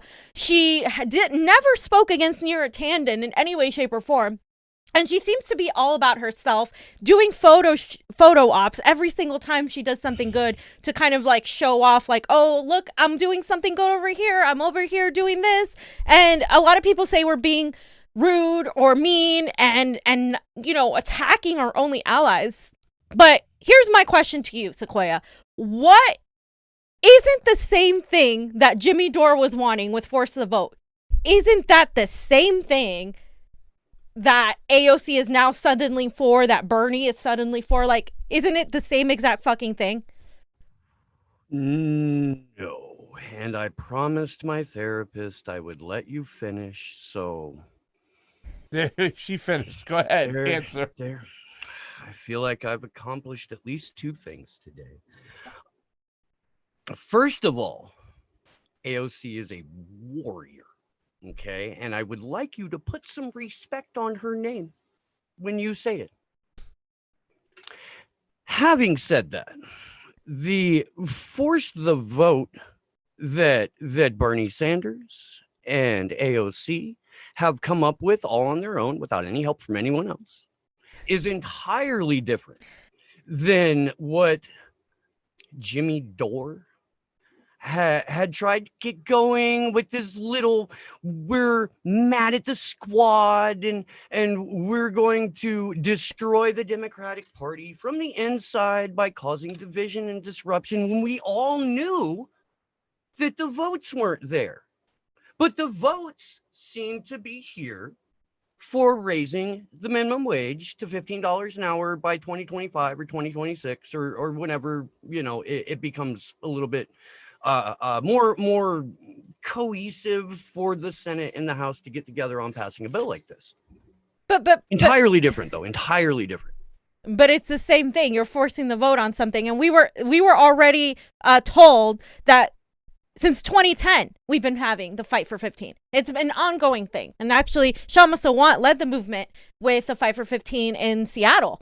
So I don't know who Kshama Sawant is because I didn't get into politics until 2016. So I'm not real. I don't even know if that's a real person. She's real. Making that up. No, she's a real person, and she's a city councilwoman who is a member of Socialist Alternative. By the way, are you a socialist or what is your ideology? I'm a democratic socialist. I believe that there are free market solutions to some of our problems, but that I was told by my good friend Mike Figueredo that you guys did not know what Praxis was. Oh, really? He told you. Okay, so what is Praxis to you and Mike, apparently? Well, see, I'm asking. That's how this went. I was told that you didn't know, so I'm trying to find out. It was a little bit distracting because I thought we were talking about how great AOC has been doing and how What has she done? sound and smart it is to force a vote on a $15 minimum wage at this point in time. So here's the thing that you guys on the dum-dum left don't understand about strategy, and that is you don't do anything until you have the votes. Otherwise, you're wasting all of your political capital. Oh, okay. I have a question. Let's just piggyback on what Fiorella said over here. I'm sorry, Sequoia. My question to you is, you talk about strategy, you talk about the squad. What has AOC or the squad produced for the American people or for the people who put them in office? Name me something that we've gotten from this freshman force behind. Yeah. We have started the conversation about the Green New Deal. We have moved the Overton window to the left. I'm trying to have a serious conversation here. Sorry. I'm sorry. Sorry, Mr. Moore White. Go ahead. I feel like Michael was right about you. Well, look, I'm laughing because you sound like you're regurgitating CIA talking points to me. So that's why I'm laughing, because... No, I find this offensive because I have attended at least 3 Black Lives Matter protests, and I do not like what the CIA has done to Black people. Okay. Do you know that they killed Malcolm X, Fred Hampton, Martin Luther King Jr.? So I think that was the FBI, and I'm pretty sure that was a different time. I mean, we've never been in a more dangerous spot in the country for fascism, and that's why it's so wonderful that we were able to hold our noses and get in Joe Biden and Kamala Harris, because now that we've beaten, fascism, we can really address these things, and that's why we're having the success with forcing the vote on a $15 minimum wage. It's also why people like Jamal Bowman and Cori Bush are going to be so powerful going forward, because they understand that the needs of the people have not been heard in Washington, D.C., and that's what they're there to do. Okay. Good. I was just going to say, because I'm wondering this rhetoric, fam, where it's coming from, because I've saw members of the squad and Jamal Bowman and Cori Bush say that the events that took place on January 6th were just as bad as the events that took place on 9/11. Would you agree on that? I think that it was on the scale of 9/11, with probably a higher body count and more dollars in damage. I was 6 on September 11th. Okay. But how was it on that same scale? I mean, we're talking about 2 million dead Iraqis. We're talking about dead soldiers coming home in caskets. We're talking about PTSD. Endless amounts of homeless people. How would you say that the Capitol 6 riot was worse when it was a bunch of, furry wearing, like, guys with horns, farting on Nancy Pelosi's desk? I mean, it just doesn't seem... Well, it's the terrorism that we've been trying to avoid washing up on these shores come home. The chickens came home to roost on January 6th, and they were redneck chickens. And they were fascist chickens, and there was a Confederate flag in the rotunda, and that is emotionally, in terms of the images that we saw, is so much more. But they were protesting the election. Traumatizing than videotape of a plane hitting a building. There was 2 planes that flew into 2 buildings. One that supposedly maybe hit the Pentagon, and I mean, Steve, seriously, they were protesting the election. Isn't that fair, Mr. Sequoia? I'm sorry. So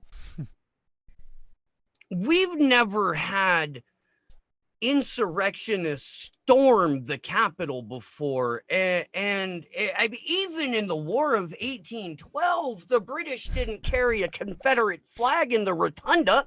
Pasta. I'm pretty sure everybody knows that. This is entirely different. Wait. So, Sequoia, do you think our elections were fair?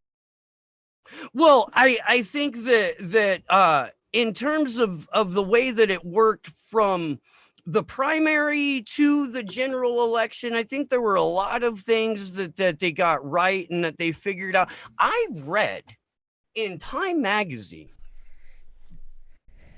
that there was a group of concerned individuals who got together and they brought in labor leaders and people from the private sector, and they talked with states, legislatures, and secretaries of state, and they got them to change the way that voting worked to make sure that it would work right this time. So I don't see any problems with the way that the election worked out in the general election. Of course, I voted for Bernie Sanders in the primary, and he was cheated horrifically. But the Democrats, the Democrats are pretty good at rigging primaries, but they don't know how to rig general elections. And this is something that we have seen all throughout history. Okay, so Mr. Moore-White, are you down for this new domestic terrorism bill that they're trying to propose and get out there? I mean, don't you think it's overreaching a little bit too, kind of infringing on our civil liberties? I mean, are you going to be okay with this just because some people feel that the elections weren't fair? I think that the more we can rein in the conversation and the more that we can set the parameters of what isn't allowable in terms of hate speech and of fake news and of these disinformation campaigns that are generated by hateful right-wingers that try and heap mud on the sanctity of U.S. election. I think that it's a good thing. I think that if we can see some real legislation, and this is where I expect to see AOC be a leader. If we can see some real legislation in terms of identifying and categorizing and sort of rounding up these domestic terrorists, then we can get to sort of the reprogramming phase and these educational facilities that I think will really help unify the country. Okay, so we want to reprogram human beings because they have a different belief. Got it. Well, they're dangerous beliefs. Dangerous beliefs. Okay, so just a couple of last questions here. It's like Mr. Moore-White Sequoia. Nothing has changed, right? Biden got in there, and with in regards to ICE and reining in ICE, he's not reining in ICE. The kids are still in cages. What do you have to say about that? When you were talking about how he's the lesser of evils, you voted for a guy that just bombed Syria. These are clearly overflow facilities. They're not cages. I think cages is something that we saw under Donald Trump.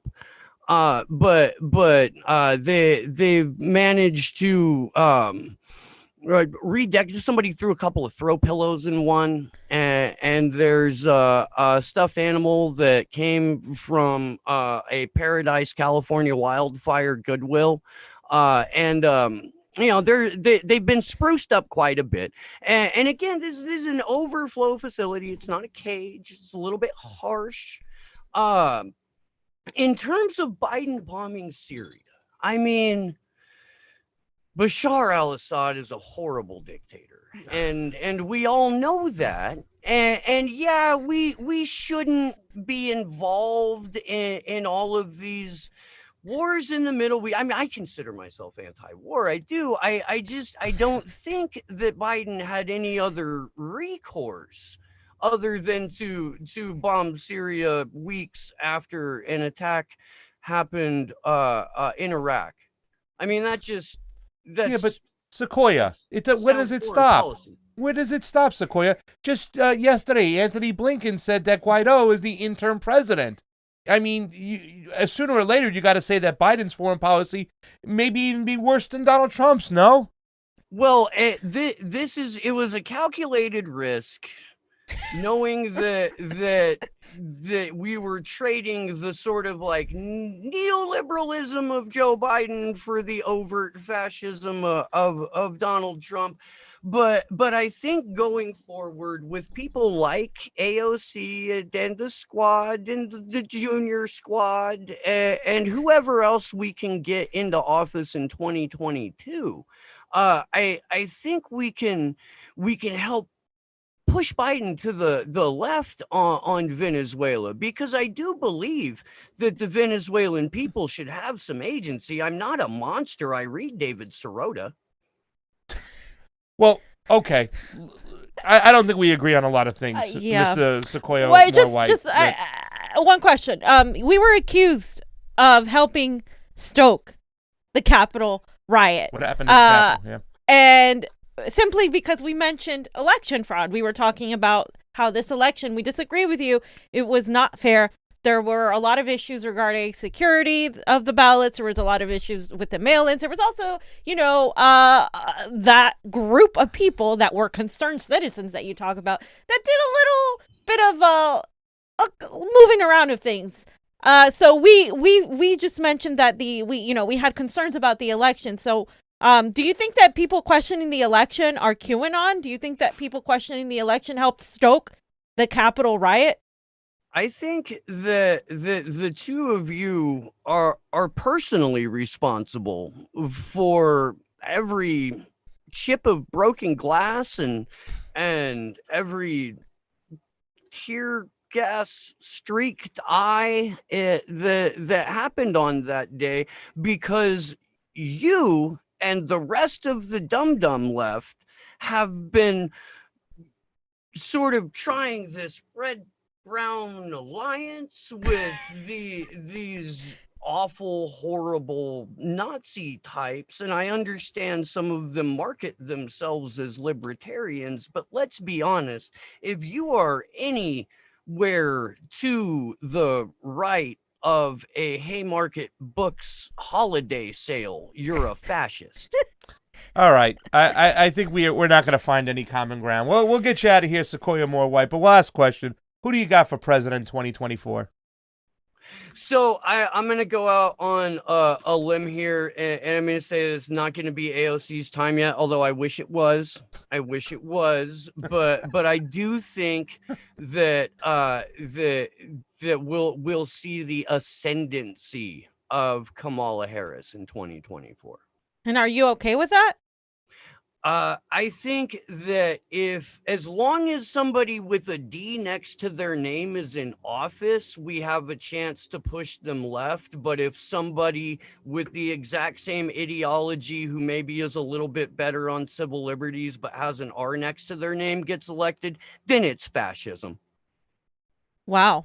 All right. Well, thank you, Sequoia Moore White, for your insight on these issues.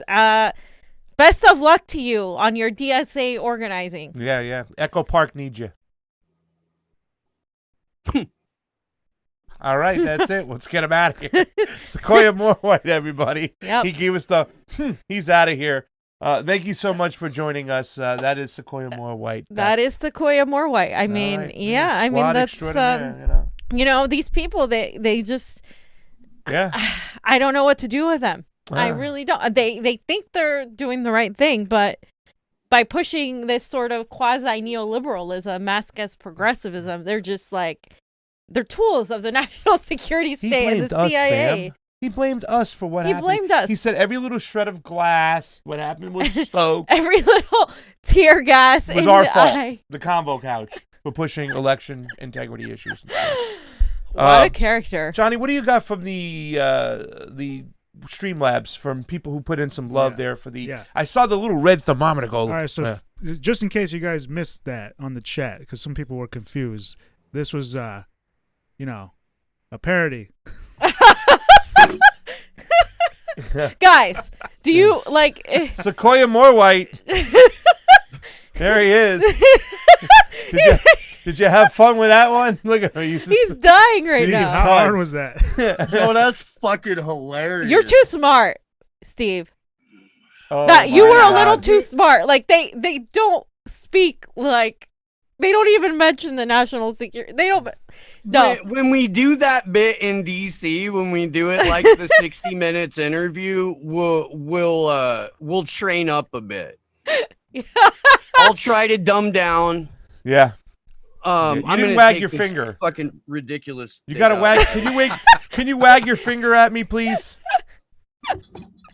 That's from DSA member to domestic terrorist. Can you please get Who that buys disgusting shirts background? like this? By the way, I mean I know who does, and I'm not. I realize that we're both wearing checkered shirts, and I'm not going to include you in this pasta. I'm not. Actually, Glory was sending me screenshots of Kyle Kalinske when I was shopping because what I wanted was a shirt that says, "I'll let you fuck my wife while I watch," and I feel like Kyle. Just taking it to another level. That's how you know he's not Sequoia Moorwhite.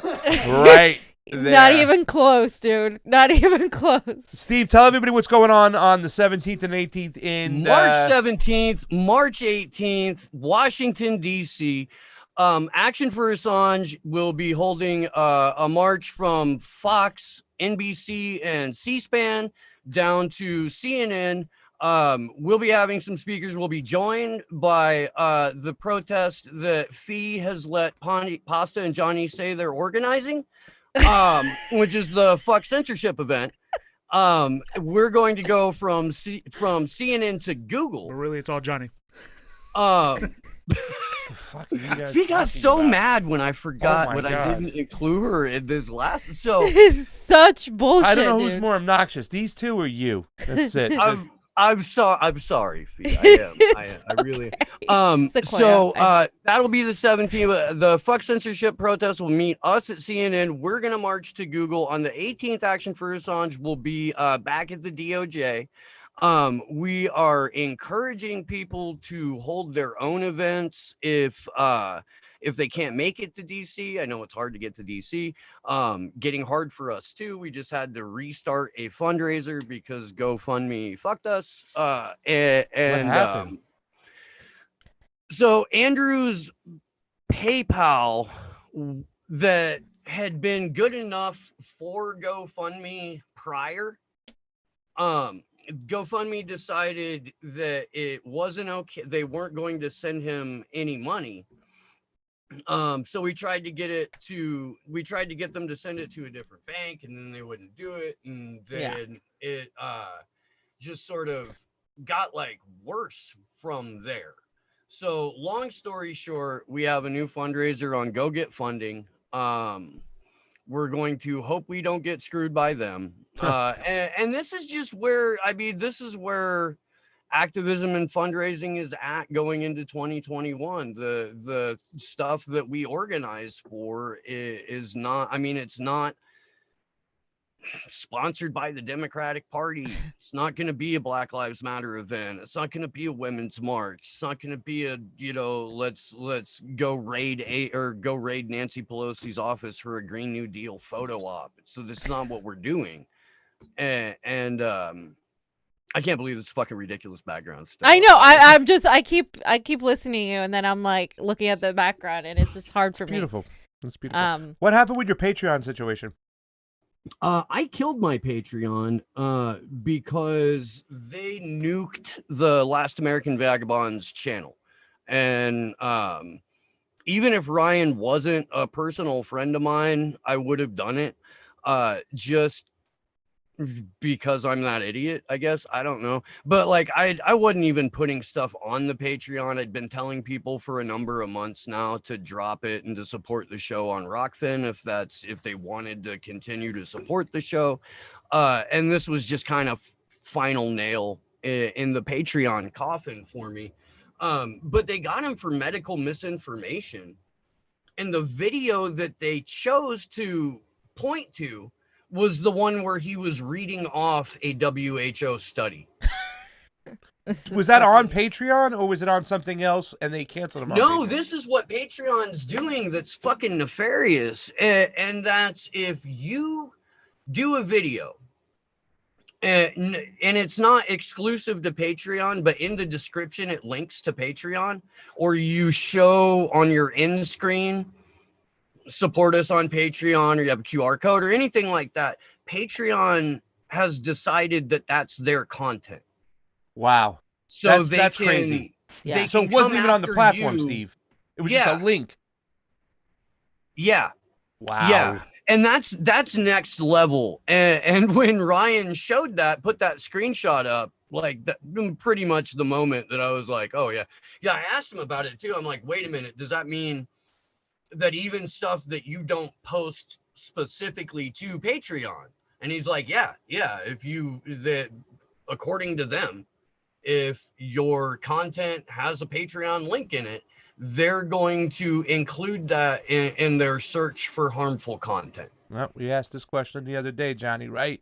We said, is if not directly on Patreon, it's somewhere else. It's on a YouTube or Twitter or a Rokfin, and then they take you off for that. That's crazy because they're basically saying that whatever you say at any time, despite what's on their platform, is subject for us to take you down. And that is scary. That is scary shit, really, But the bourgeois left and the AOC peeps, they'll defend our civil liberties, won't they, Sequoia? I fucking love that people didn't realize that was a bit. Yeah, there was actually people going, is he serious over here, this guy? And somebody's like, no, this is a parody. I fucking love that. Someone was like, get this guy out of here. Who is this skinny Vosh son of a bitch? All right, buddy, you're out of here. We're getting out of here. We love you, dude. We'll see you soon. I love you guys. Let's support Action for Assange, Clover for Assange. Steve Poikinen of Slow News. Poikinen. Sequoia Morewhite. Sequoia Otherwise Morewhite. You'll be back. Morewhite. He'll be back. In 4K in the future. I was just very nervous that you would use my DSA character, Reed. His name, Reed. I'm glad you didn't. So. Okay. Yeah, no. You would have very different characters. This was like a rough draft. Yeah, warm up. Which is why I wanted to do a first run before we did the thing in DC. All right. Feel like could take some notes and. Yeah. Watch more Humanist Report. Watch more Kyle Kalinske. Watch a little bit more Vosh. Vosh. Watch some TYT. TYT and Vosh. You got to do your homework. I'm so sorry. Yeah. We love you, Steve. Damn it, you're not wrong. Bye, guys. Goodbye. Bye, Steve. All right. I can't believe you guys. Jesus. If you watch our show, we don't interview people like that. I mean, maybe we should. Even the DSA person we interviewed was like like different. Like he was fighting with us. Yeah, he looked like two different people when he has his hair up all clean and neat, and then he takes it down and takes his hair out. Hey, Steve, if you're watching, I really vote for the man bun. Yeah, the man bun. It really suits you, man. It really does. God, he hated it. I know, but it looks great on him. He looks like one of those, freaking Silver Lake hipsters. Johnny, read the Streamlabs freaking thing before we get all crazier over here. Aditya Leningar says, happy early birthday, Fee. Wish you a healthy and prosperous year ahead. Love all you, fam. Fuck censorship. Yeah. Yay! That made the little red thing go over there, and that's our PayPal on Streamlabs and everything, ladies and gentlemen. You want to help us out? You want to help promote the Fuck Censorship protest? Get on over there or get over to Rokfin. Help us out over there for $9.99 a month. You could be a subscriber, a endorsee, which means you get not only our premium content, but everybody's premium content across the board. And that's where they don't censor our voices like we just heard, not from Sequoia, but from Steve, what he did on Patreon and everything that's going on. Guys, that's scary shit. Yeah. The Fuck Censorship protest gets more and more reasoning and legs every single friggin' day on why we got to go out there and let these people know We're not going to take their censorship. We're not going to let them do it to us. And wow, I mean, I know you're laughing, but that Patreon thing is really, really crazy. I know I'm laughing because I was reading some of people's comments and they're like, "Viewers report. I'm not gonna watch that." It's like, guys, we're telling Steve to study up more to be even more obnoxious. He's too smart to be part of the non dumb left. He didn't wag his finger once. I wanted a finger wag. He should have done this. I deserve a finger wag. Yeah, he should have talked more about like how voting for Biden was against white supremacy, but. Yeah. Well, Kevin Shanholzer said, CC is the best. That's the Convo Couch. Good luck Wednesday the 17th. I can't make it, but you know what? You gave us some Super Ray. You gave us some love to help us get there. Yeah. Watch our live stream. Share it. That alone helps. So thank you so much. Even if you can't make it, you can support us by watching the live stream and just getting people more involved. Sharing the flyer. That's another important thing. Get it out there. We still have some days to get some people who are in the area to get their butts to D.C. This is important. This is important. Even what we heard today with our first story, the second story with Christopher Wray. You know what I'm saying? And Holly talking to him. It's like, well, what did you use? Did you use metadata? Did you use geodata? What are you using and stuff? They're going to infringe more and more on our civil liberties and tell us to shut up. They're watching us. Big brother. This is and it doesn't matter. State is here because the squad will protect us. The squad will protect us. But fam, we do have some good. We have some. Good information over there because our boy Anthony Blinken, he helped us out. I didn't know, fam, but Blinken made a tweet yesterday, and the man got blasted for it. I didn't even know this. So let's see. Hopefully they didn't take it down. Come on, Blinken tweet. Come here. Today, Venezuelan interim president Juan Guaido and I discussed our unwavering support for democracy in Venezuela and our efforts to improve the lives of the Venezuelan people. Wow. Let me read that again. Today, Venezuelan interim president Juan Guaido Sequoia and I White discussed. Sequoia agrees with this move. Fam, I just wanted to listen. It's sad that we have to make fun of this whole thing, and I cannot. But there was, I got a little hope. I was a little happy that a lot of people called him out, and there were some funny tweets, whatnot. Let's just go into them. Kanye West right now. Today, interim president Kanye West and I discussed our unwavering support for democracy in the United States and our effort to improve the lives of American people. That's basically how ridiculous it is. Juan Guaido isn't even an elected anything. He's literally nobody. I declare myself interim president of the United States, Pasta. So you are sitting with the interim president. I'm also interim president. And I will give everybody free weed. Yeah. And, you're all fams and we'll get Medicare for all. Like, I declare myself interim president. This was so crazy that we even have the dog meme. Even the dog was like, what?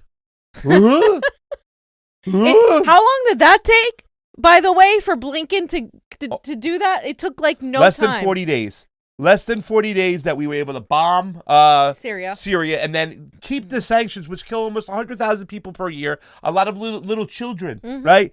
The sanctions kill people, and it's ridiculous that they're still going through with it. It's and fam, we've said this before.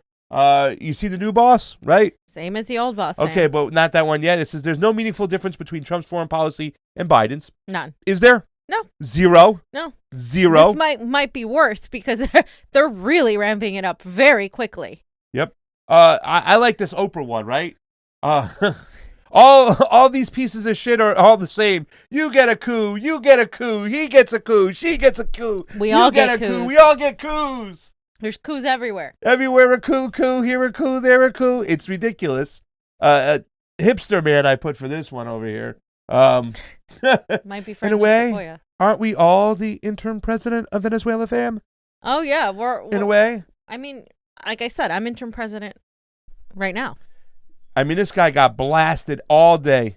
If Blinken can do it, why can't Trump? Right? That's the argument you're going to hear from a lot of people on the right. If Blinken is justified in calling Juan Guaido the interim president of Venezuela, then Trump is justified in calling himself the winner of the presidential election. Trump's even more justified. Let's be real here. Like, hello. Like, all of you are so outraged about the fucking election and Trump saying he won the election. But Blinken gets to pretend Juan Guaido is a somebody in Venezuela. Yeah, it's so crazy that the administration is still going through it. Here's another one, too. We talk about this all the time. What happened to the left, fam? Are we still mitigating damage here right now? Where are the left? 70,000 Venezuelans are dead from your sanctions. Great job improving their lives. Are we going to go in there? Are we going to change anything? Are we going to lift the sanctions? If we were true, compassionate leftists, we would immediately lift the sanctions. Yep. Immediately in the middle of a pandemic, but we don't care. And a lot of people on the right, I can't stand this, a lot of conservatives think that it's a tool, that it's a way of getting, of negotiating, putting sanctions on a country which we deprive them of medicine, food, healthcare, living quarters. And we actually think that killing people is a way of getting our policy positions pushed through, fam. You said it. New boss, same as the old boss, right? Here it is. I had to put up Hector Rivera. Now, a lot of people said this yesterday. We say this all the time. Meet the new boss, same as the old boss. Mr. Secretary of State, your allies in Europe beg to differ. Well, there is one ally in Europe. I think the UK is the only one who will stand by the Blinken thing. Of Literally course. everybody has abandoned the whole Juan Guaido being any part of the presidency of Venezuela, right? The You know what I'm U.S. saying? doesn't care because they do what they want. They're fucking bullies, and that's what we do. That's what our government does in your name, in your tax dollars, the military-industrial complex, and these agencies. They literally just make shit up and move the laws to spy on you, to manufacture consent for war. And this is just fucking, it's scary. Yeah. We got to go to Venezuela, fam, before they... And then you get these Democrats who complain about the kids in cages. You get the Republicans who say, all these people are coming here for better lives and they're taking away jobs from our veterans and our people over here. It's terrible. But how many times has the Convo Couch and other groups said, listen, the number one cause for migration is war, is distress on a country. When we mess with their government, people are going to come because we turn their country into a hellhole. Well, here's a little coup of what we do. Guatemala, Haiti, Honduras, El Salvador, Nicaragua, Panama, Dominican Republic, Venezuela again, Bolivia. I mean, we keep going on and on and on and on and on. We put sanctions all over the place. We turn the global south into hell. Supporting hardcore, extreme right-wing and then imprison the government. people coming to this country, escaping the results of our foreign policy and interventionism. Then we put them in these cages, and then the Democrats turn around and put a little bow on the cages, and now it's an influx facility. Sequoia said that's facilities, obviously. Yeah, they threw a throw pillow in there. Yeah. So. Well, I love this. Go ahead, buddy. We all have that one friend that walks into your home like it's theirs, and it's America walking in. To Cambodia, Laos, Vietnam, Panama, Cuba, Grenada, Afghanistan, Iraq. It's so great. And we do act that way, Johnny. The Monroe Doctrine. We talk about the global south. Donald Trump's policies were a continuation of Obama's, and here we go. We got Biden back in there. They're racist fucking policies of the global south. You don't want people coming here. You conservatives, you want a wall, a great big wall. You wouldn't need it if we pulled out all of our intervention in the global south. You wouldn't need it. They wouldn't come in droves because their husbands have been killed by the government that's there, and they're just trying to live, mothers with their children, because of what we supported in their country, and we do. We support the worst type of governments over there. The worst. This is great too as well. Your person over here, your friend, what's her name? Psaki? I always forget her name. But watch this interaction over here when she literally tries to act like we don't intervene in other countries. Oh, yeah. Jardula last night went on the air and said that they'd arrested multiple people who were allegedly behind a coup that was backed by the United States. What is your response? These latest accusations, like all previous such accusations, are ludicrous. As a matter of long-standing policy, the United States does not support political transitions by non-constitutional means. Political transitions must be democratic, constitutional, peaceful, and legal. The U.S. has whoa. The U.S. has a long-standing practice of not promoting. What did you say? How long-standing is that? In particular, in South and Latin America, that is not a long-standing practice. And then they cued the music. Like, she just sits there. You see how she was just reading off a paper? Like, we don't do this. That's why she's the press secretary of the Biden administration now, because that was back in 2015. Yep. What are they doing? They're pushing the same type of foreign policy. Yep. Same one. Mad Max, fam. Go ahead. So Max Blumenthal said, love to reaffirm support for a peaceful democratic solution by backing the leader of a failed military coup and failed mercenary invasion. Let's not forget that it was a failed coup. I remember Kevin Z's, Anya Parampel, they were all there at the embassy. And then he said, also, love to improve the lives of the Venezuelan people by blockading their country, starving their economy of assets, and supporting white-collar mafia to loot their gold and oil revenue while waging terror attacks on their vital infrastructure. And let's also point out that in Venezuela, just like in Bolivia, when we supported, we backed fascists, fascists in Bolivia, in that coup. And in Venezuela, it was a very indigenous movement. We covered it when they were in the embassy. I mean, the things they were saying, the things they were calling the people, the gusanos were calling these native Venezuelan people all kinds of racist names and stuff. And we talk about Joe Biden being the president that's going to be different than Trump's white supremacy. Well, it's in fact the same exact thing, if not worse, because he's amping it up within less than 40 days of this administration. Yep. And how many people do those sanctions kill? I mean, it's ridiculous. Where's the compassionate left? Forget about the DSA left or the Neoprogressives or the activists in the street. Where's the compassionate left?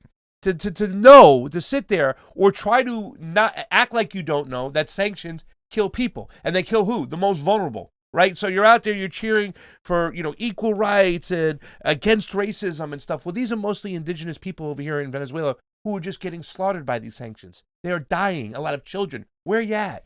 And yet he amps it up. And not only does it amp it up, they go with the same imperialist rhetoric by trying to put in their phony guy. Okay? This is really bad too as well. Ryan Grimm. I mean, this guy, can we just say it now? This guy's an idiot. All right, beyond parody, fuels the rumors, fam. It fuels the rumors that the Bolivia coup was backed by the U.S. because we were frustrated we couldn't make the Guaido thing work. That coup failed, so we're back to this guy. So what I really love about the boutique left and people like Grimm is that they pretend to be shocked when Biden is the same, if not worse, than Trump on foreign policy. After they spent the last few months telling people that they needed to vote for Biden, that it was going to mitigate damage, that we were defeating the white supremacist president. He's saying that now this fuels this idea. No, this has been known for a long time that we backed the coup in Bolivia. There was calls between Cruz and all these people, like the opposition leaders of Bolivia. Ridiculous. Like, it's insane. It's ridiculous. And everybody knew. Everybody knew because, once again, it was all about the lithium there. The Chinese had all the major contracts, and then we couldn't let that happen because we want that lithium. And even people like Elon Musk, we'll coup who we want to coup. You know what I'm saying? So even he knew. Yeah. Breaking a picture of Nicolas Maduro when he found out that the interim president is now Juan Guaido. Ah!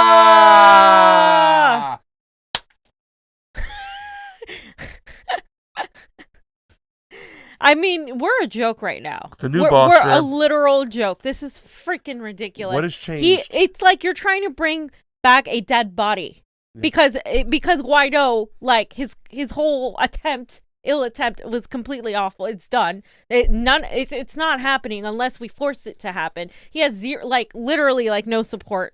Yeah. It's insane. They're making it out to be like this is like still a thing. Yeah. This is fucking pathetic. It's not even. It's ridiculous. It's not even like. It's nasty, but I feel like it's just so pathetic at this point. Yeah. Well, I sense a meme going, "Stop trying to make the Guaido thing happen. It's not gonna happen. Not gonna happen. We need that."